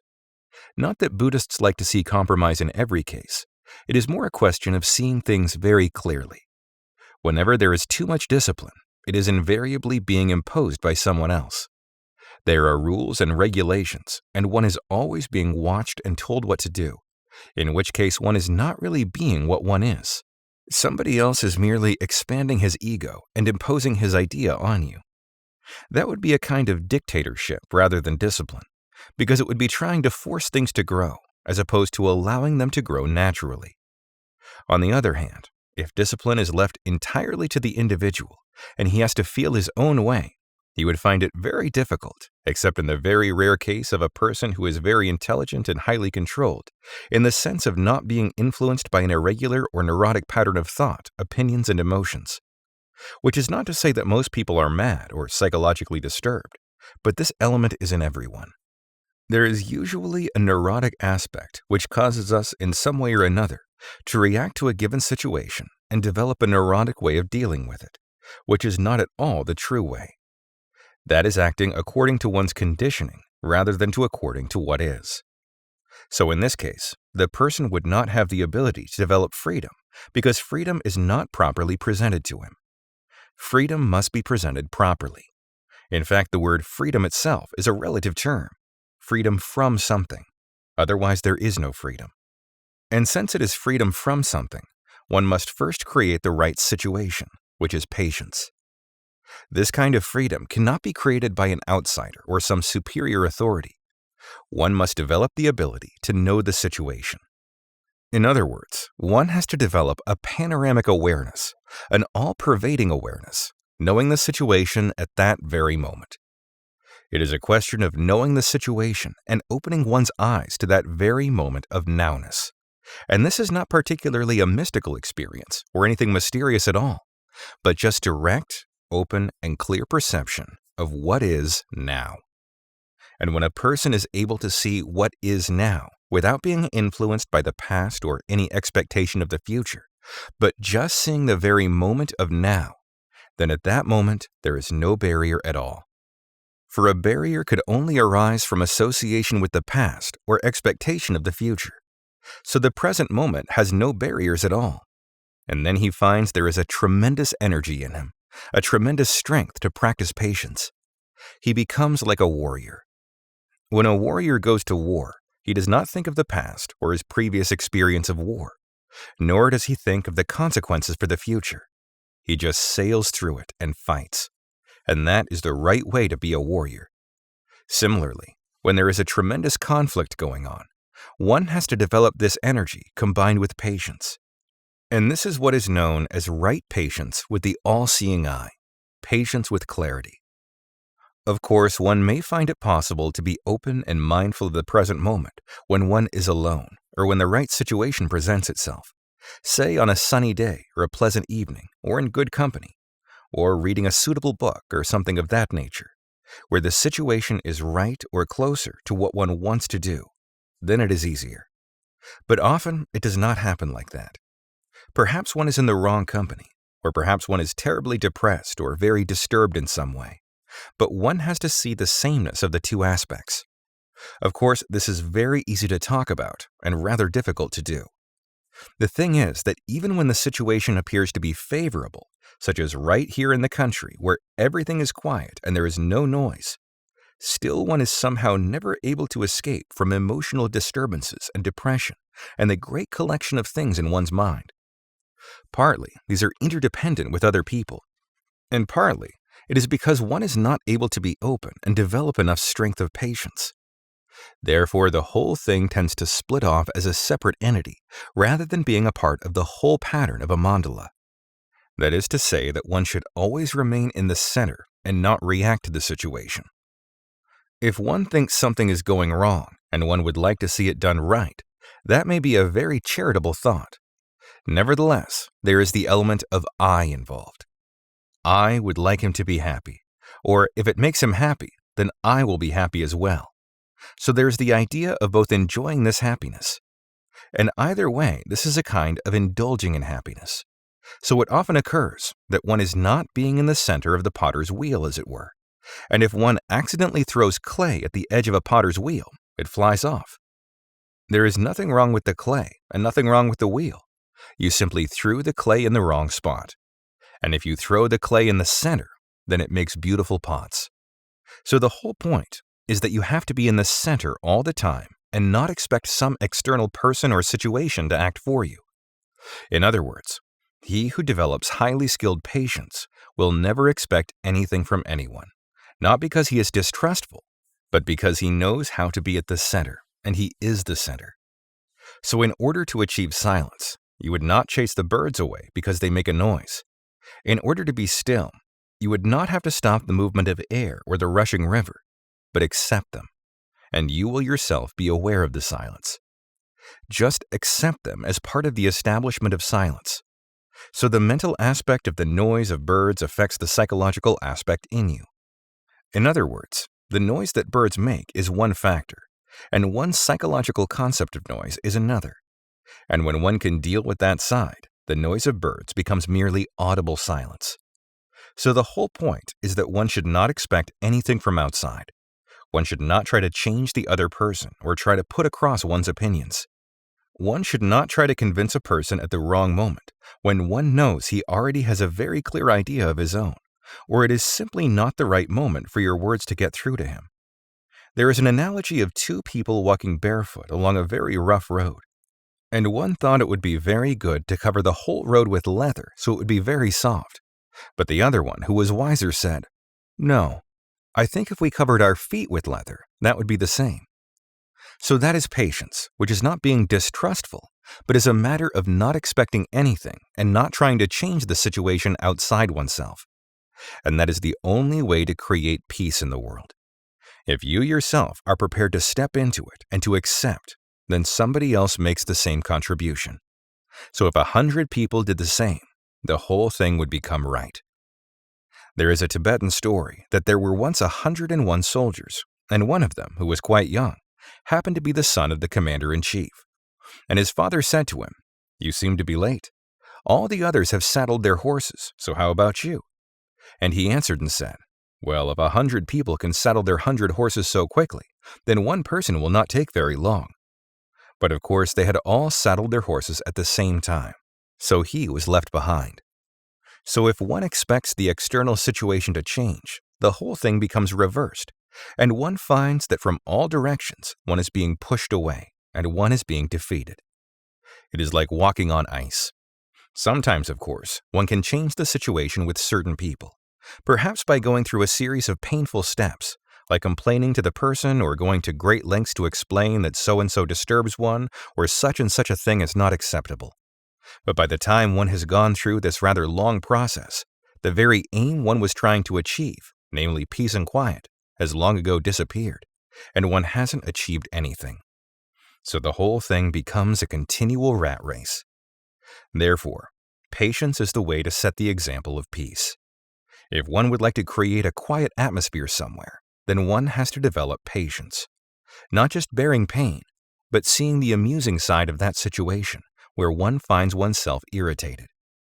And if one is able to see that particular aspect, the ironical aspect, which is also an interesting aspect, then somehow the situation is no longer irritating and no longer intrudes on our property of silence. If one is able to accept it in a relaxed way, a quiet way, that is already the first step in producing a climate of peace and an atmosphere of quiet. And then somebody might feel that, even without saying it. So patience is the key to the development of an open center and the establishment of a stable base for the practice of meditation. Moreover, it is very important in dealing with life, in dealing with people, and for living in the world in which you have to live. For most people, patience has a rather different connotation, almost puritanical, of being cool and naive and not saying very much.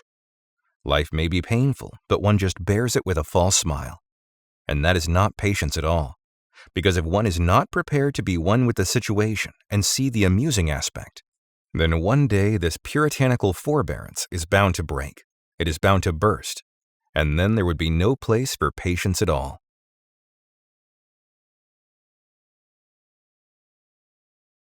Meditation. Meditation is a vast subject, and there have been many developments throughout the ages and many variations among the different religious traditions. But broadly speaking, the basic character of meditation takes on one of two forms. The first stems from the teachings, which are concerned with the discovery of the nature of existence. The second concerns communication with the external or universal concept of God. In either case, meditation is the only way to put the teachings into practice. Where there is a concept of an external higher being, There is also an internal personality, which is known as I, or the ego. In this case, meditation practice becomes a way of developing communication with an external being.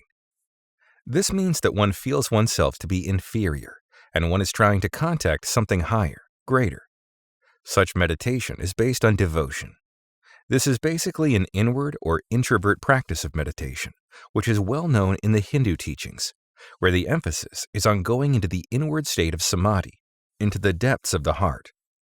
One finds a similar technique practiced in the Orthodox teachings of Christianity, where the prayer of the heart is used and concentration on the heart is emphasized. This is a means of identifying oneself with an external being and necessitates purifying oneself. The basic belief is that one is separate from God, but there is still a link. One is still part of God. This confusion sometimes arises, and in order to clarify it, one has to work inwards and try to raise the standard of individuality to the level of a higher consciousness. This approach makes use of emotions and devotional practices, which are aimed at making contact with God or gods or some particular saint. These devotional practices may also include the recitation of mantra. The other principal form of meditation is almost entirely opposite in its approach, though finally it might lead to the same results. Here there is no belief in higher and lower. The idea of different levels or of being in an underdeveloped state does not arise. One does not feel inferior, and what one is trying to achieve is not something higher than oneself. Therefore, the practice of meditation does not require an inward concentration on the heart. There is no centralizing concept at all. Even such practices as concentrating on the chakras or psychic centers of the body are approached in a different way. Although in certain teachings of Buddhism, the concept of chakras is mentioned, the practices connected with them are not based on the development of an inward center. So this basic form of meditation is concerned with trying to see what is. There are many variations on this form of meditation, but they are generally based on various techniques for opening oneself. The achievement of this kind of meditation is not, therefore, the result of some long-term, arduous practice through which we build ourselves up into a higher state, nor does it necessitate going into any kind of inner trance state. It is rather what one might call working meditation or extrovert meditation, where skillful means and wisdom must be combined like the two wings of a bird. This is not a question of trying to retreat from the world. In fact, without the external world, the world of apparent phenomena, meditation would be almost impossible to practice, for the individual and the external world are not separate, but merely coexist together. Therefore, the concept of trying to communicate and trying to become one with some higher being does not arise. In this kind of meditation practice, the concept of nowness plays a very important part. In fact, it is the essence of meditation. Whatever one does, whatever one tries to practice, is not aimed at achieving a higher state or at following some theory or ideal, but simply, without any object or ambition, trying to see what is here and now. One has to become aware of the present moment through such means as concentrating on the breathing, a practice which has been developed in the Buddhist tradition. This is based on developing the knowledge of nowness, for each respiration is unique and is an expression of now. Each breath is separate from the next and is fully seen and fully felt, not in a visualized form, nor simply as an aid to concentration, but it should be fully and properly dealt with. Just as a very hungry man, when he is eating, is not even conscious that he's eating food.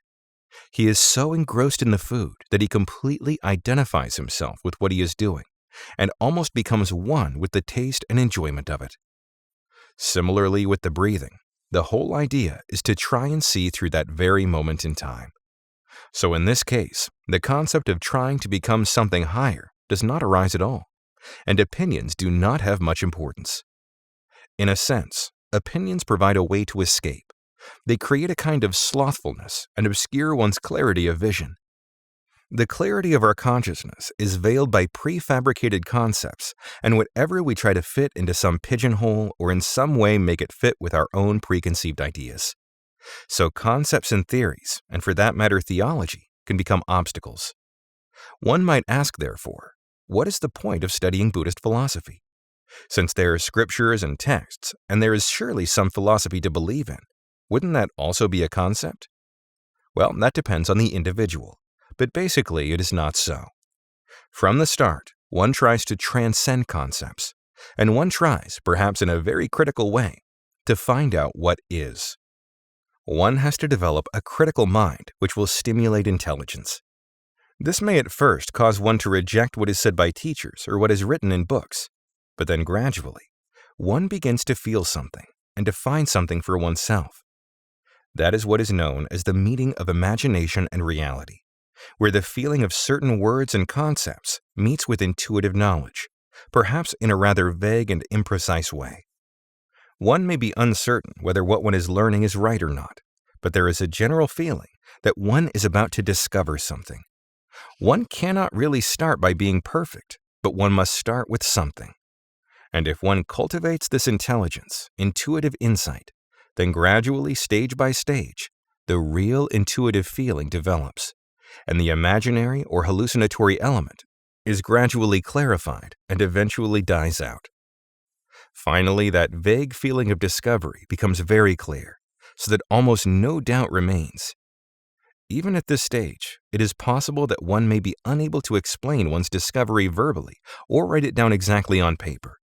And in fact, if one tried to do so, it would be limiting one's scope and would be rather dangerous. Nevertheless, as this feeling grows and develops, one finally attains direct knowledge, rather than achieving something which is separate from oneself.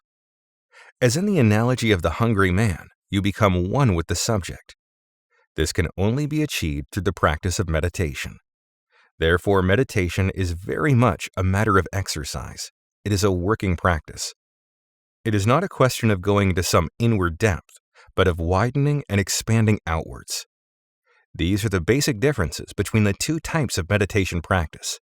The first may be more suitable for some people, and the second may be more suitable for others. It is not a question of one being superior or more accurate than the other. But for any form of meditation, one must first overcome that great feeling of demand and ambition which acts as a major obstacle. Making demands on a person, such as a guru, or having the ambition to achieve something out of what one is doing, arises out of a built-up desire or wantingness. And that wantingness is a centralized notion. This centralized notion is basically blind. It is like having only one eye, and that one eye being situated in the chest.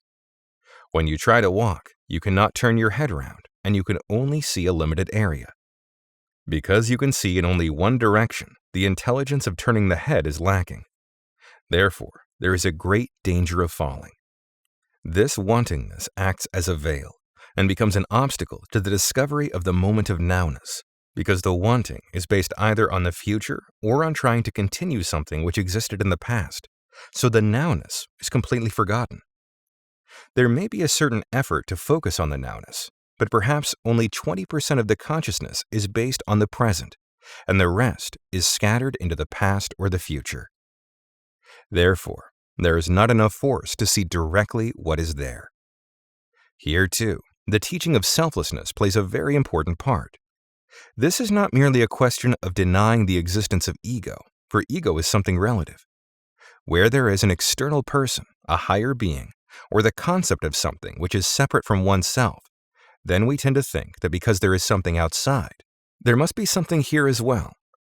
The external phenomenon sometimes becomes such an overwhelming thing and seems to have all sorts of seductive or aggressive qualities, so we erect a kind of defense mechanism against it, failing to see that that is itself a continuity of the external thing. We try to segregate ourselves from the external, and this creates a kind of gigantic bubble in us, which consists of nothing but air and water, or in this case, fear and the reflection of the external thing. So this huge bubble prevents any fresh air from coming in, but that is I, the ego. So in that sense, there is the existence of ego, but it is in fact illusory. Having established that, one generally wants to create some external idol or refuge. Subconsciously, one knows that this I is only a bubble and it could burst at any moment. So one tries to protect it as much as one can, either consciously or subconsciously. In fact, we have achieved such skill at protecting this ego that we have managed to preserve it for hundreds of years. It is as though a person has a very precious pair of spectacles which he puts in a box or various containers in order to keep it safe, so that even if other things are broken, this would be preserved. He may feel that other things could bear hardship, but he knows that this could not, so this would last longer. In the same way, ego lasts longer just because one feels it could burst at any time. There is fear of it being destroyed because that would be too much. One would feel too exposed. And there is such character, such a fascinating pattern established outside us, although it is in fact our own reflection. That is why the concept of egolessness is not really a question of whether there is a self or not, or for that matter, whether there is the existence of God or not. It is rather the taking away of that concept of the bubble. Having done so, one doesn't have to deliberately destroy the ego or deliberately condemn God. And when that barrier is removed, one can expand and swim through straight away. But this can only be achieved through the practice of meditation, which must be approached in a very practical and simple way. Then the mystical experience of joy or grace or whatever it might be can be found in every object. That is what one tries to achieve through vipassana, or insight meditation practice. Once we have established a basic pattern of discipline, and we have developed a regular way of dealing with the situation, whether it is breathing or walking or what have you, then at some stage, the technique gradually dies out. Reality gradually expands so that we do not have to use the technique at all. And in this case, one does not have to concentrate inwards, but one can expand outwards more and more. And the more one expands, the closer one gets to the realization of centerless existence. That is the basic pattern of this kind of meditation, which is based on three fundamental factors. Firstly, not centralizing inwards. Secondly, not having any longing to become higher. And thirdly, becoming completely identified with here and now. These three elements run right through the practice of meditation, from the beginning up to the moment of realization. Question: You mentioned nowness in your talk, and I was wondering how it is possible to become aware of the Absolute through awareness of a relative moment in time. Answer: Well, we have to start by working through the relative aspect, until finally this nowness takes on such a living quality that it is no longer dependent on a relative way of expressing nowness. One might say that now exists all the time, beyond the concept of relativity. But since all concepts are based on the idea of relativity, it is impossible to find any words which go beyond that. So nowness is the only way to see directly. First, it is between the past and the future, now. Then gradually, one discovers that nowness is not dependent on relativity at all. One discovers that the past does not exist, the future does not exist, and everything happens now. Similarly, in order to express space, one might have first to create a vase, and then one has to break it, and then one sees that the emptiness in the vase is the same as the emptiness outside. That is the whole meaning of technique. At first, that nowness is, in a sense, not perfect. Or one might even say that the meditation is not perfect. It is a purely man-made practice. One sits and tries to be still and concentrates on the breathing and so on. But then, having started in that way, one gradually discovers something more than that. So the effort one has to put into it, into the discovery of nowness, for example, would not be wasted, though at the same time, one might see that it was rather foolish. But that is the only way to start. Question: For meditation, would a student have to rid himself of ego before he started, or would this come naturally as he is studying? Answer: This comes naturally, because you can't start without ego. And basically, ego isn't bad. Good and bad doesn't really exist anywhere. It is only a secondary thing. Ego is, in a sense, a false thing, but it isn't necessarily bad. You have to start with ego, and use ego, and from there, it gradually wears out like a pair of shoes. But you have to use it and wear it out thoroughly, so it is not preserved. Otherwise, if you try to push ego aside and start perfect, you may become more and more perfect in a rather one-sided way. But the same amount of imperfection is building up on the other side, just as creating intense light creates intense darkness as well. Question: You mentioned that there are two basic forms of meditation, devotional practice or trying to communicate with something higher, and the other one, which is simply awareness of what is. But this devotional practice still plays a part in Buddhism as well, and you have devotional chants and so on. But I'm not quite sure how this comes in. I mean, the two appear to be different, so can they in fact be combined? Answer: yes. But the kind of devotional practice which is found in Buddhism is merely a process of opening, of surrendering the ego. It is a process of creating a container.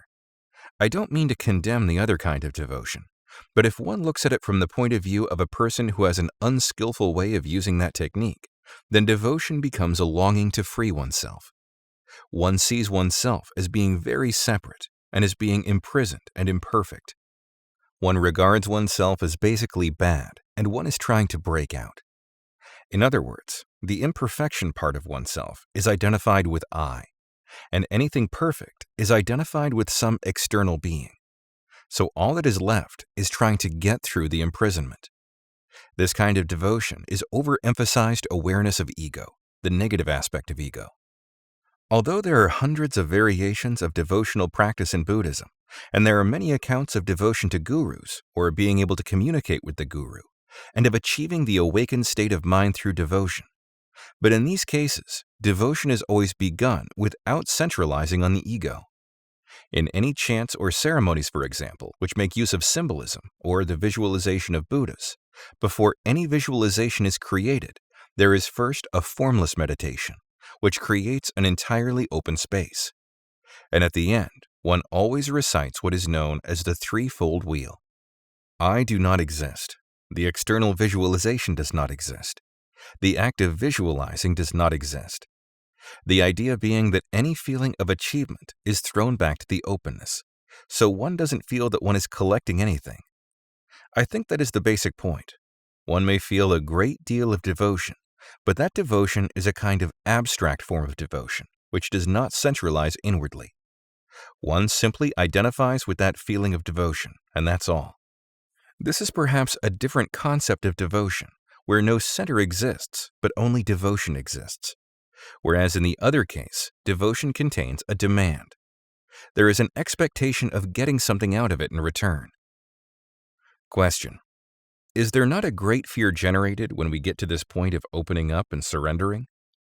Answer: fear is one of the weapons of ego. It protects ego. If one reaches the stage where one begins to see the folly of ego, then there is fear of losing the ego, and fear is one of its last weapons. Beyond that point, fear no longer exists, because the object of fear is to frighten somebody, and when that somebody is not there, then fear loses its function. You see, fear is continually given life by your response, and when there is no one to respond to, the fear, which is ego loss, then fear ceases to exist.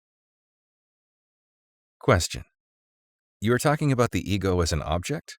Answer: in what sense? Question: in the sense that it is part of the external environment. Answer: ego is, as I have already said, like a bubble. It is an object up to a point, because although it does not really exist, it is an impermanent thing. It in fact shows itself as an object more than actually being one. That is another way of protecting oneself, of trying to maintain ego. Question: this is an aspect of the ego? Answer: yes.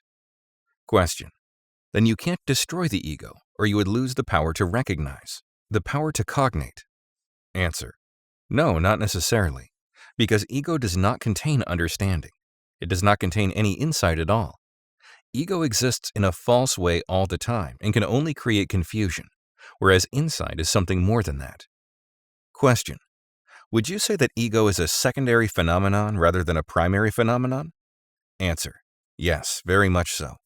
In a sense, ego is wisdom, but ego happens to be ignorant as well. You see, when you realize that you are ignorant, that is the beginning of the discovery of wisdom. It is wisdom itself. Question: how does one decide in oneself whether ego is ignorance or wisdom? Answer: it is not really a question of deciding. It is simply that one sees in that way. You see, basically there is no solid substance, although we talk about ego existing as a solid thing having various aspects. But in fact, it merely lives through time as a continual process of creation. It is continually dying and being reborn all the time. Therefore, ego doesn't really exist. But ego also acts as a kind of wisdom. When ego dies, that is wisdom itself. And when ego is first formulated, that is the beginning of ignorance itself. So wisdom and ego are not really separate at all. It seems rather difficult to define, and in a way one would be happier if there was clear-cut black and white. But somehow that is not the natural pattern of existence. There is no clear-cut black and white at all, and all things are interdependent. Darkness is an aspect of light, and light is an aspect of darkness. So one can't really condemn one side and build up everything on the other. It is left entirely to the individual to find his own way, and it is possible to do so. It is the same for a dog who has never swum. If he was suddenly thrown in the water, he could swim. Similarly, we have a kind of spiritual instinct in us, and if we are willing to open ourselves, then somehow we find our way directly. It is only a question of opening up, and one doesn't have to have a clear-cut definition at all. Question: would you care to sum up the purpose of meditation? Answer: well, meditation is dealing with purpose itself. It is not that meditation is for something, but it is dealing with the aim. Generally, we have a purpose for whatever we do. Something is going to happen in the future. Therefore, what I am doing now is important. Everything is related to that. But the whole idea of meditation is to develop an entirely different way of dealing with things, where you have no purpose at all. In fact, meditation is dealing with the question of whether or not there is such a thing as purpose. And when one learns a different way of dealing with the situation, one no longer has to have a purpose. One is not on the way to somewhere, or rather one is on the way, and one is also at the destination at the same time. That is really what meditation is for. Question: would you say then that it would be merging with reality? Answer: yes, because reality is there all the time. Reality is not a separate entity, so it is a question of becoming one with reality, or of being in reality. Not achieving oneness, but becoming identified with it.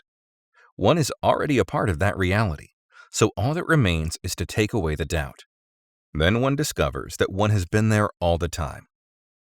Question: would it be correct to describe it as the realization that the visible is not reality? Answer: the visible? Can you define it a bit more? Question: I am thinking of William Blake's theory of the emerging of the observer with the observed, and the visible not being the reality at all. Answer: visible things in this sense are reality. There is nothing beyond nowness, therefore what we see is reality. But because of our usual way of seeing things, we do not see them exactly as they are. Question: would you say then that each person is an individual and must find an individual way towards that? Answer: well, I think that brings us back to the question of ego, which we have been talking about.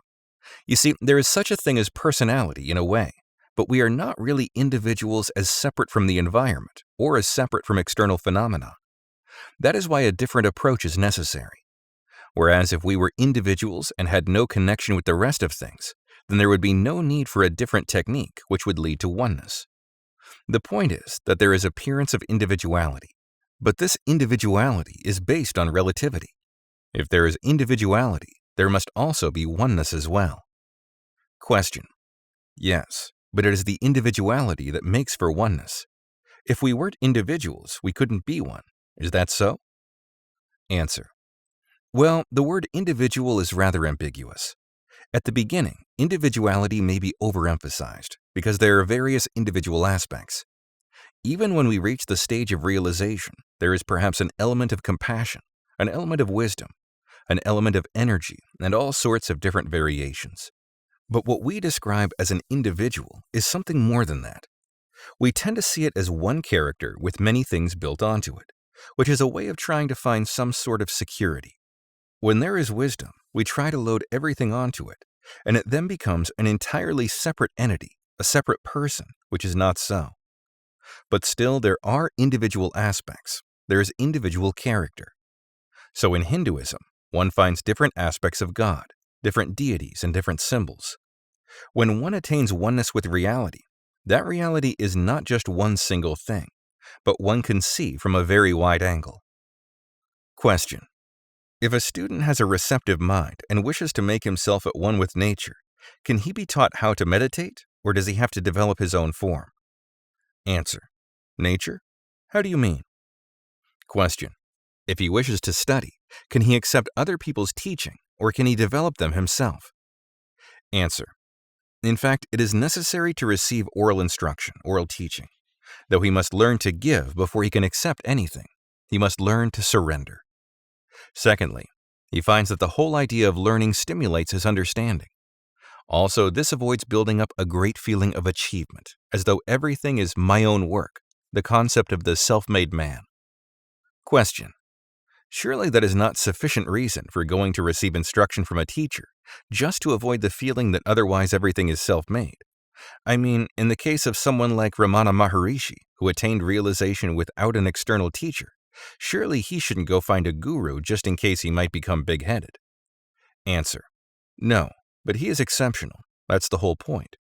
There is a way, it is possible, and basically no one can transmit or impart anything to anybody. One has to discover within oneself. So perhaps in certain cases people could do that. But building up on oneself is somehow similar to ego's character, isn't it? One is on rather dangerous ground. It could easily become ego's activity, because there is already the concept of I, and then one wants to build up more on that side.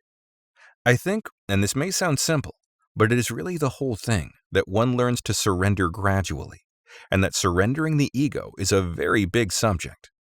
Also, the teacher acts as a kind of mirror. The teacher gives back one's own reflection. Then, for the first time, you are able to see how beautiful you are, or how ugly you are. Perhaps I should mention here one or two small points about meditation, although we have already discussed the general background of the subject. Generally, meditation instruction cannot be given in a class. There has to be a personal relationship between teacher and pupil. Also, there are certain variations within each basic technique, such as awareness of breathing. But perhaps I should briefly mention the basic way of meditating, and then, if you want to go further, I am sure you could do so and receive further instruction from a meditation teacher. As we have mentioned already, this meditation is not concerned with trying to develop concentration. Although many books on Buddhism speak of such practices as samatha as being the development of concentration, I think this term is misleading in a way. One might get the idea that the practice of meditation could be put to commercial use, and that one would be able to concentrate on counting money or something like that. But meditation is not just for commercial uses. It is a different concept of concentration. You see, generally, one cannot really concentrate. If one tries very hard to concentrate, then one needs the thought that is concentrating on the subject, and also something which makes that accelerate further. Thus, there are two processes involved, and the second process is a kind of watchman, which makes sure that you're doing it properly. That part of it must be taken away. Otherwise, one ends up being more self-conscious and merely aware that one is concentrating, rather than actually being in a state of concentration. This becomes a vicious circle. Therefore, one cannot develop concentration alone without taking away the centralized watchfulness, the trying to be careful, which is ego. So the samatha practice, the awareness of breathing, is not concerned with concentrating on the breathing. The cross-legged posture is the one generally adopted in the East, and if one can sit in that position, it is preferable to do so. Then one can train oneself to sit down and meditate anywhere, even in the middle of a field, and one need not feel conscious of having a seat or of trying to find something to sit on. Also, the physical posture does have a certain importance. For instance, if one lies down, this might inspire one to sleep. If one stands, one might be inclined to walk. But for those who find it difficult to sit cross-legged, sitting in a chair is quite good. And in fact, in Buddhist iconography, the posture of sitting on a chair is known as the Maitreya Asana, so it is quite acceptable. The important thing is to keep the back straight so that there is no strain on the breathing. And for the breathing itself, it is not a matter of concentrating, as we have already said, but of trying to become one with the feeling of breath. At the beginning, some effort is needed, but after practicing for a while, the awareness is simply kept on the verge of the movement of breath. It just follows it quite naturally, and one is not trying particularly to bind the mind to breathing.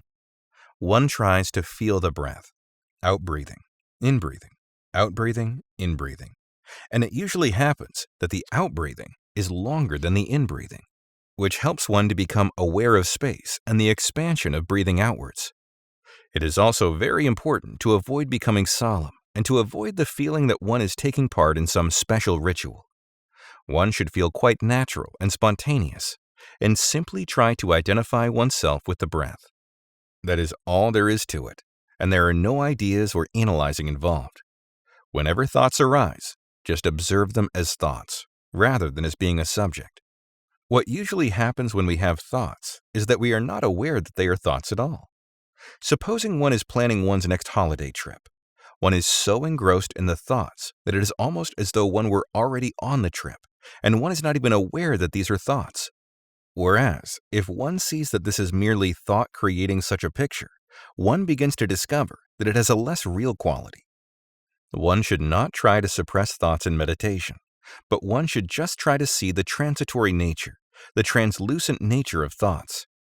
One should not become involved in them, nor reject them, but simply observe them, and then come back to the awareness of breathing. The whole point is to cultivate the acceptance of everything, so one should not discriminate or become involved in any kind of struggle. That is the basic meditation technique, and it is quite simple and direct. There should be no deliberate effort, no attempt to control, and no attempt to be peaceful. This is why breathing is used. It is easy to feel the breathing, and one has no need to be self-conscious or to try and do anything. The breathing is simply available, and one should just feel that. That is the reason why technique is important to start with. That is the primary way of starting, but it generally continues and develops in its own way. One sometimes finds oneself doing it slightly different from when one first started, quite spontaneously. This is not classified as an advanced technique or a beginner's technique. It simply grows and develops gradually. Wisdom. Prajna. Wisdom. Perhaps the English word has a slight different sense, but the word used in Tibetan, sharab, has a precise meaning. Shi, knowledge, knowing, and rab means ultimate. So primary or first knowledge, the higher knowledge. So sharab is not specific knowledge in any technical or educational sense of knowing the theology of Buddhism, or knowing how to do certain things, or knowing the metaphysical aspect of the teaching. Here, knowledge means knowing the situation. Knowingness rather than actual knowledge. It is knowledge without a self, without the self-centered consciousness that one is knowing, which is connected with ego. So this knowledge, prajna or sharab, is broad and far-seeing, though at the same time it is tremendously penetrating and exact, and it comes into every aspect of our life. It therefore plays a very important part in our development, as does upaya, method, which is the skillful means for dealing with situations in the right way. These two qualities, in fact, are sometimes compared to the two wings of a bird. Upaya is also described in the scriptures as being like a hand, which is skillful, and prajna is being axe-like because it is sharp and penetrating. Without the axe, it would be impossible to cut wood. One would simply hurt one's hand. So one may have the skillful means without being able to put it into effect. But if there is also prajna, which is like an eye or like light, then one is able to act properly and skillfully. Otherwise, the skillful means might become foolish, for only knowledge makes one wise. In fact, upaya by itself could make the greatest of fools, because everything would still be based on ego. One might see the situation up to a point and be partially able to deal with it, but one would not see it with clarity and without being affected by past and future, and one would miss the immediate nowness of the situation. But perhaps we should examine how to develop this knowingness or sharab before we go into any further details. Now there are three methods which are necessary for the cultivation of sharab, and these are known in the Tibetan as topa, sampa, and gompa. Topa means to study the subject, sampa means to contemplate on it, and gompa means to meditate and develop samadhi through it.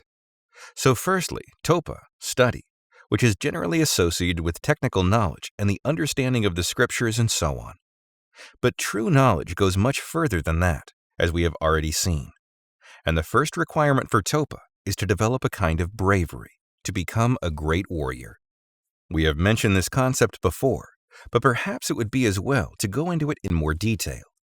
Now, when the true warrior goes into battle, he does not concern himself with the past and the recollections of his former greatness and strength, nor is he concerned with the consequences for the future and with thoughts of victory or defeat or pain and death. The greatest warrior knows himself and has great confidence in himself. He is simply conscious of his opponent. He is quite open and fully aware of the situation, without thinking in terms of good and bad. What makes him a great warrior is that he has no opinions. He is simply aware. Whereas his openness, being emotionally involved in the situation, would not be able to face him because he is acting truly and sailing through their fear and is able to attack the enemy with effect. Therefore, Topa, study and understanding, demands the quality of a great warrior. One should try to develop theoretical knowledge without being concerned with the past or the future.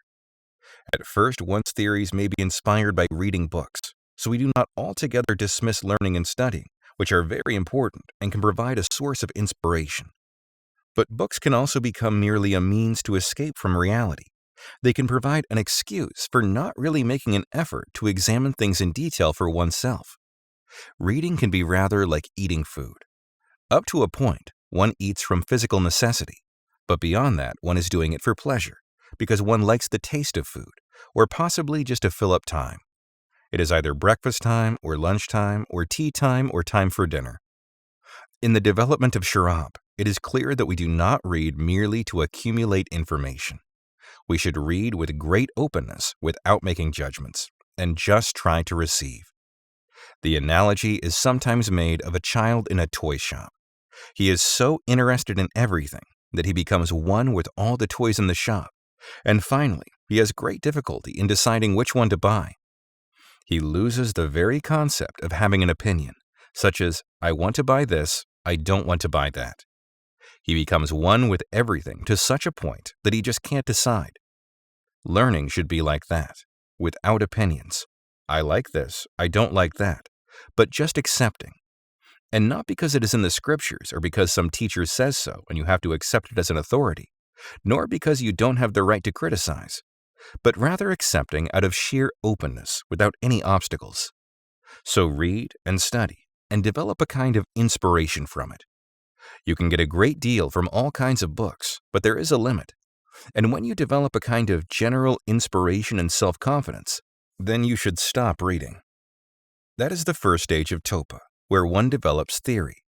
And it often happens at a certain point that this theory appears almost in the guise of experience, so that one may feel one has reached a state of spiritual ecstasy or enlightenment. There is a great excitement, and one almost feels as if one has seen reality itself. One may not be so carried away as to start writing great essays on the subject, but at this stage, one must be very careful and try to avoid laying too much emphasis on the belief that one has made some wonderful new discovery. The exciting part of it should not be too important. The main thing is how to put your knowledge into effect. Otherwise, one becomes like a poor beggar who has just discovered a sack of gold. He is overcome with excitement at having found it because in his mind, gold is vaguely associated with food. But he has no idea how to put it to use by buying and selling to actually obtain the food. He has never dealt with that side of it before, so it is rather a problem. Similarly, one should not be overexcited by one's discovery. One has to exercise some restraint, although this experience may be even more exciting than reaching the state of Buddhahood. The trouble is that one sets such a high value on this knowledge, and by being too excited about it, one is prevented from going beyond the dualistic way of seeing the situation. One attaches a great deal of importance to one's achievement, with the result that this excitement is still based on the self, the ego. Therefore, one has to deal with it skillfully and even apply sharab, wisdom, to cope with the situation. So what one has found has to be put into effect immediately. It must not become a kind of tool that one merely shows off to other people, nor must one become addicted to it, but use it only when the need arises. Of course, this theoretical knowledge is very interesting. One can talk so much about it. There are a great many words involved, and there is a great pleasure in telling other people all about it. One may spend hours and hours talking and arguing and trying to demonstrate one's theory and prove its validity. One even develops a kind of evangelical attitude of trying to convert others to one's discovery because one is intoxicated by it. But that is still theory. And from there, we come to Sampa, which is reflective meditation, where contemplating and pondering on the subject. Sampa is not meditating in the sense of developing mindfulness and so on, but meditating on the subject and digesting it properly. In other words, what one has learned is not yet sufficiently developed to enable one to deal with the practical things of life. For example, one might be talking about one's great discovery when some catastrophe occurs. Say the milk boils over or something like that. It may be something quite ordinary, but it seems to be rather exciting and terrible in a way. And the transition from discussing this subject to controlling the milk is just too much. The one is so elevated and the other is so ordinary and mundane that somehow one finds it very difficult to put one's knowledge into effect on that level. The contrast is too great, and as a result, one becomes upset, suddenly switches off, and returns to the ordinary level of ego. So in this kind of situation, there is a big gap between the two things, and we have to learn to deal with this and somehow make the connection with everyday life, and to identify our activities with what we have learned in a way of wisdom and theoretical knowledge. Of course, our theory is something far beyond just ordinary theory, which one might have worked out mathematically to produce a feasible proposition. One is involved, and there is great feeling in it. Nevertheless, this is only theory, and for that very reason, one finds it difficult to put it into effect. It seems true. It seems to convey something when you only think on that subject, but it tends to remain static. So Sampa, reflective meditation, is necessary because one needs to calm down after the initial excitement of discovery, and one has to find a way of relating one's newfound knowledge to oneself on a practical level. Suppose, for example, that you are just sitting at home with your family around you, having a cup of tea. Everything is normal, and you are quite comfortable and contented. Now, how are you to link your exciting discovery of transcendental knowledge with that particular situation, with the feeling of that particular moment? How can one apply sharab, wisdom, in that particular environment? Of course, one generally associates wisdom with some special activity, and one immediately rejects the present situation. One tends to think, well, what I have been doing up to now is not the real thing, so what I must do is leave here and go to such and such a place. I must go and practice and digest my knowledge in the wilds of Scotland, in a Tibetan monastery. But something is not quite right, because sooner or later, you have to return to that familiar street and those same familiar people, and everyday life continues on and on. One can never escape from it. So the point is, one must not try to change the situation. In fact, one cannot. Since you are not a king who could just give an order and stop things happening, you can only deal with what is nearest to you, which is yourself. Still, you have a certain amount of apparent freedom to make decisions, and you may decide to go away. But in reality, that is another way of trying to stop the world, though of course everything depends on your attitude. If one is thinking only in terms of trying to learn something further and not of rejecting one's environment, that is fine. The difficulty arises because one tends to go away after a particular incident where things seemed rather unreal and unpleasant, and one has the idea that if only one were in a special environment or situation, one would see it all clearly. But that is a way of putting things off until tomorrow, and that will not do at all. This doesn't mean, of course, that one should not go to a meditation center or study or go into retreat for a period, but it should not be trying to escape. Though one may be able to open oneself more in that particular place, that does not mean that the external situation alone could enable one to change and develop. One must not blame one's surroundings. One must not blame people. One must not blame external conditions. But without trying to change anything, just step in and try to observe. That is real sampa, real contemplation on the subject. And when one is able to overcome the romantic and emotional attitude, one discovers truth even in the kitchen sink.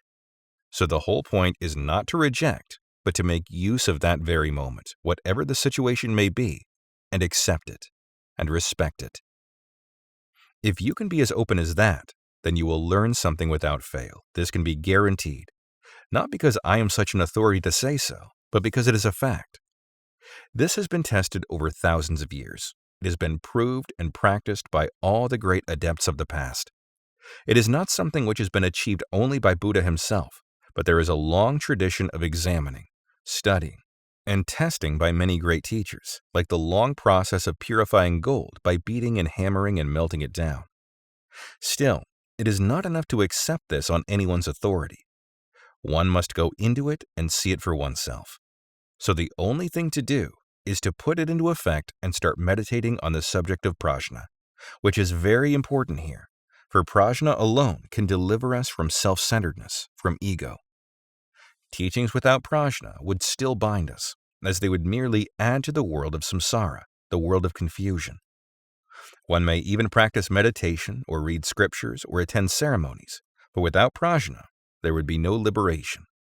Without prajna, one would be unable to see the situation clearly. That is to say that without prajna, one would start from the wrong point. One would start by thinking, I would like to achieve such and once I have learned, how happy I will be. At this stage, prajna is critical insight, which is the opposite of ignorance, of ignoring one's true nature. Ignorance is often represented symbolically as a pig, because the pig never turns his head, but just snuffles on and eats whatever comes in front of him. So it is prajna which enables us not merely to consume whatever is put in front of us, but to see it with critical insight. Finally, we come to Gampa, meditation. First we had theory, then contemplation, and now meditation in the sense of samadhi. The first stage of Gampa is to ask oneself, who am I? Though this is not really a question. In fact, it is a statement, because who am I contains the answer. The thing is not to start from I and then want to achieve something, but to start directly with the subject. In other words, one starts the real meditation without aiming for anything, without the thought, I want to achieve. Since one does not know, who am I, one would not start from I at all, and one even begins to learn from beyond that point. What remains is simply to start on the subject, to start on what is, which is not really I am. So one goes directly to that, directly to the is. This may sound a bit vague and mysterious, because these terms have been used so much and by so many people. We must try then to clarify this by relating it to ourselves. The first point is not to think in terms of I want to achieve, since there is no one to do the achieving, and we haven't even grasped that yet. We should not try to prepare anything at all for the future. There is a story in Tibet about a thief who was a great fool. He stole a large sack of barley one day and was very pleased with himself. He hung it up over his bed, suspended from the ceiling, because he thought it would be safest there from the rats and other animals. But one rat was very cunning and found a way to get it. Meanwhile, the thief was thinking, now I'll sell this barley to somebody, perhaps my next-door neighbor, and get some silver coins for it. Then I could buy something else and then sell that at a profit. If I go on like this, I'll soon be very rich. Then I can get married and have a proper home. After that, I could have a son. Yes, I shall have a son. Now what name shall I give him? At that moment, the moon had just risen, and he saw the moonlight shining in through the window onto his bed. So he thought, I shall call him Dawa, which is the Tibetan word for moon. And at that very moment, the rat had finished eating right through the rope from which the bag was hanging, and the bag dropped on the thief and killed him. Similarly, since we haven't got a son and we don't even know who am I, we should not explore the details of such fantasies. We should not start off by expecting any kind of reward. There should be no striving and no trying to achieve anything. One might then feel, since there is no fixed purpose and there is nothing to attain, wouldn't it be rather boring? Isn't it rather just like being nowhere? Well, that is the whole point. Generally, we do things because we want to achieve something. We never do anything without first thinking, because. I'm going for a holiday because I want to relax, I want to rest. I am going to do such and such because I think it would be interesting. So every action, every step we take is conditioned by ego. It is conditioned by the illusory concept of I, which has not even been questioned. Everything is built around that, and everything begins with because. So that is the whole point. Meditating without any purpose may sound boring, but the fact is, we haven't sufficient courage to go into it and just give it a try.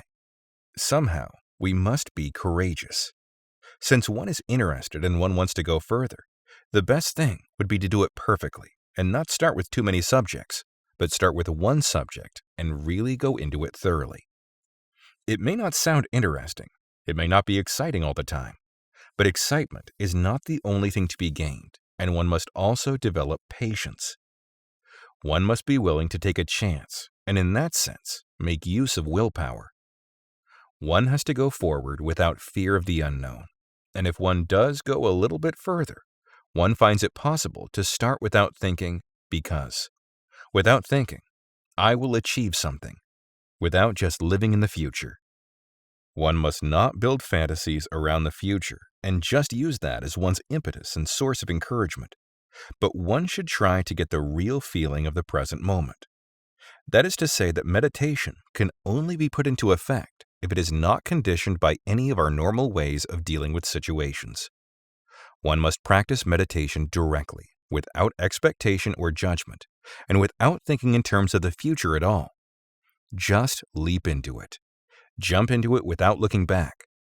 Just start the technique without a second thought. Techniques, of course, vary a great deal, as everything depends on the person's character. Therefore, no generalized techniques can be suggested. Well, those are the methods by which wisdom, sharab, can be developed.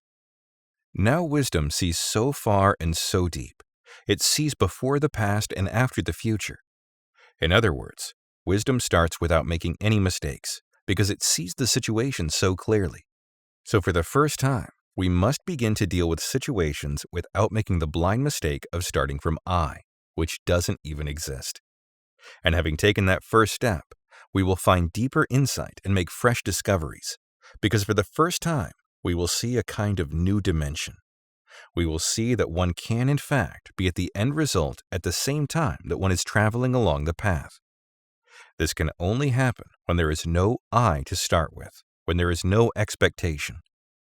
The whole practice of meditation is based on this ground. And here you can see quite clearly that meditation is not trying to escape from life.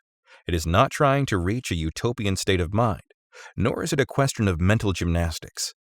Meditation is just trying to see what is, and there is nothing mysterious about it. Therefore, one has to simplify everything right down to the immediate present practice of what one is doing, without expectations, without judgments, and without opinions. Nor should one have any concept of being involved in a battle against evil or of fighting on the side of good. At the same time, one should not think in terms of being limited, in the sense of not being allowed to have thoughts or even think of I, because that would be confining oneself in such a small space that it would amount to an extreme form of sila, or discipline. Basically, there are two stages in the practice of meditation. The first involves disciplining oneself to develop the first starting point of meditation, and here certain techniques, such as observing the breathing, are used. At the second stage, one surpasses and sees the reality behind the technique of breathing, or whatever the technique may be, and one develops an approach to actual reality through the technique, a kind of feeling of becoming one with the present moment. This may sound a little bit vague, but I think it's better to leave it that way, because as far as the details of meditation are concerned, I don't think it helps to generalize. Since the techniques depend on the need of the person, they can only be discussed individually. One cannot conduct a class on meditation practice.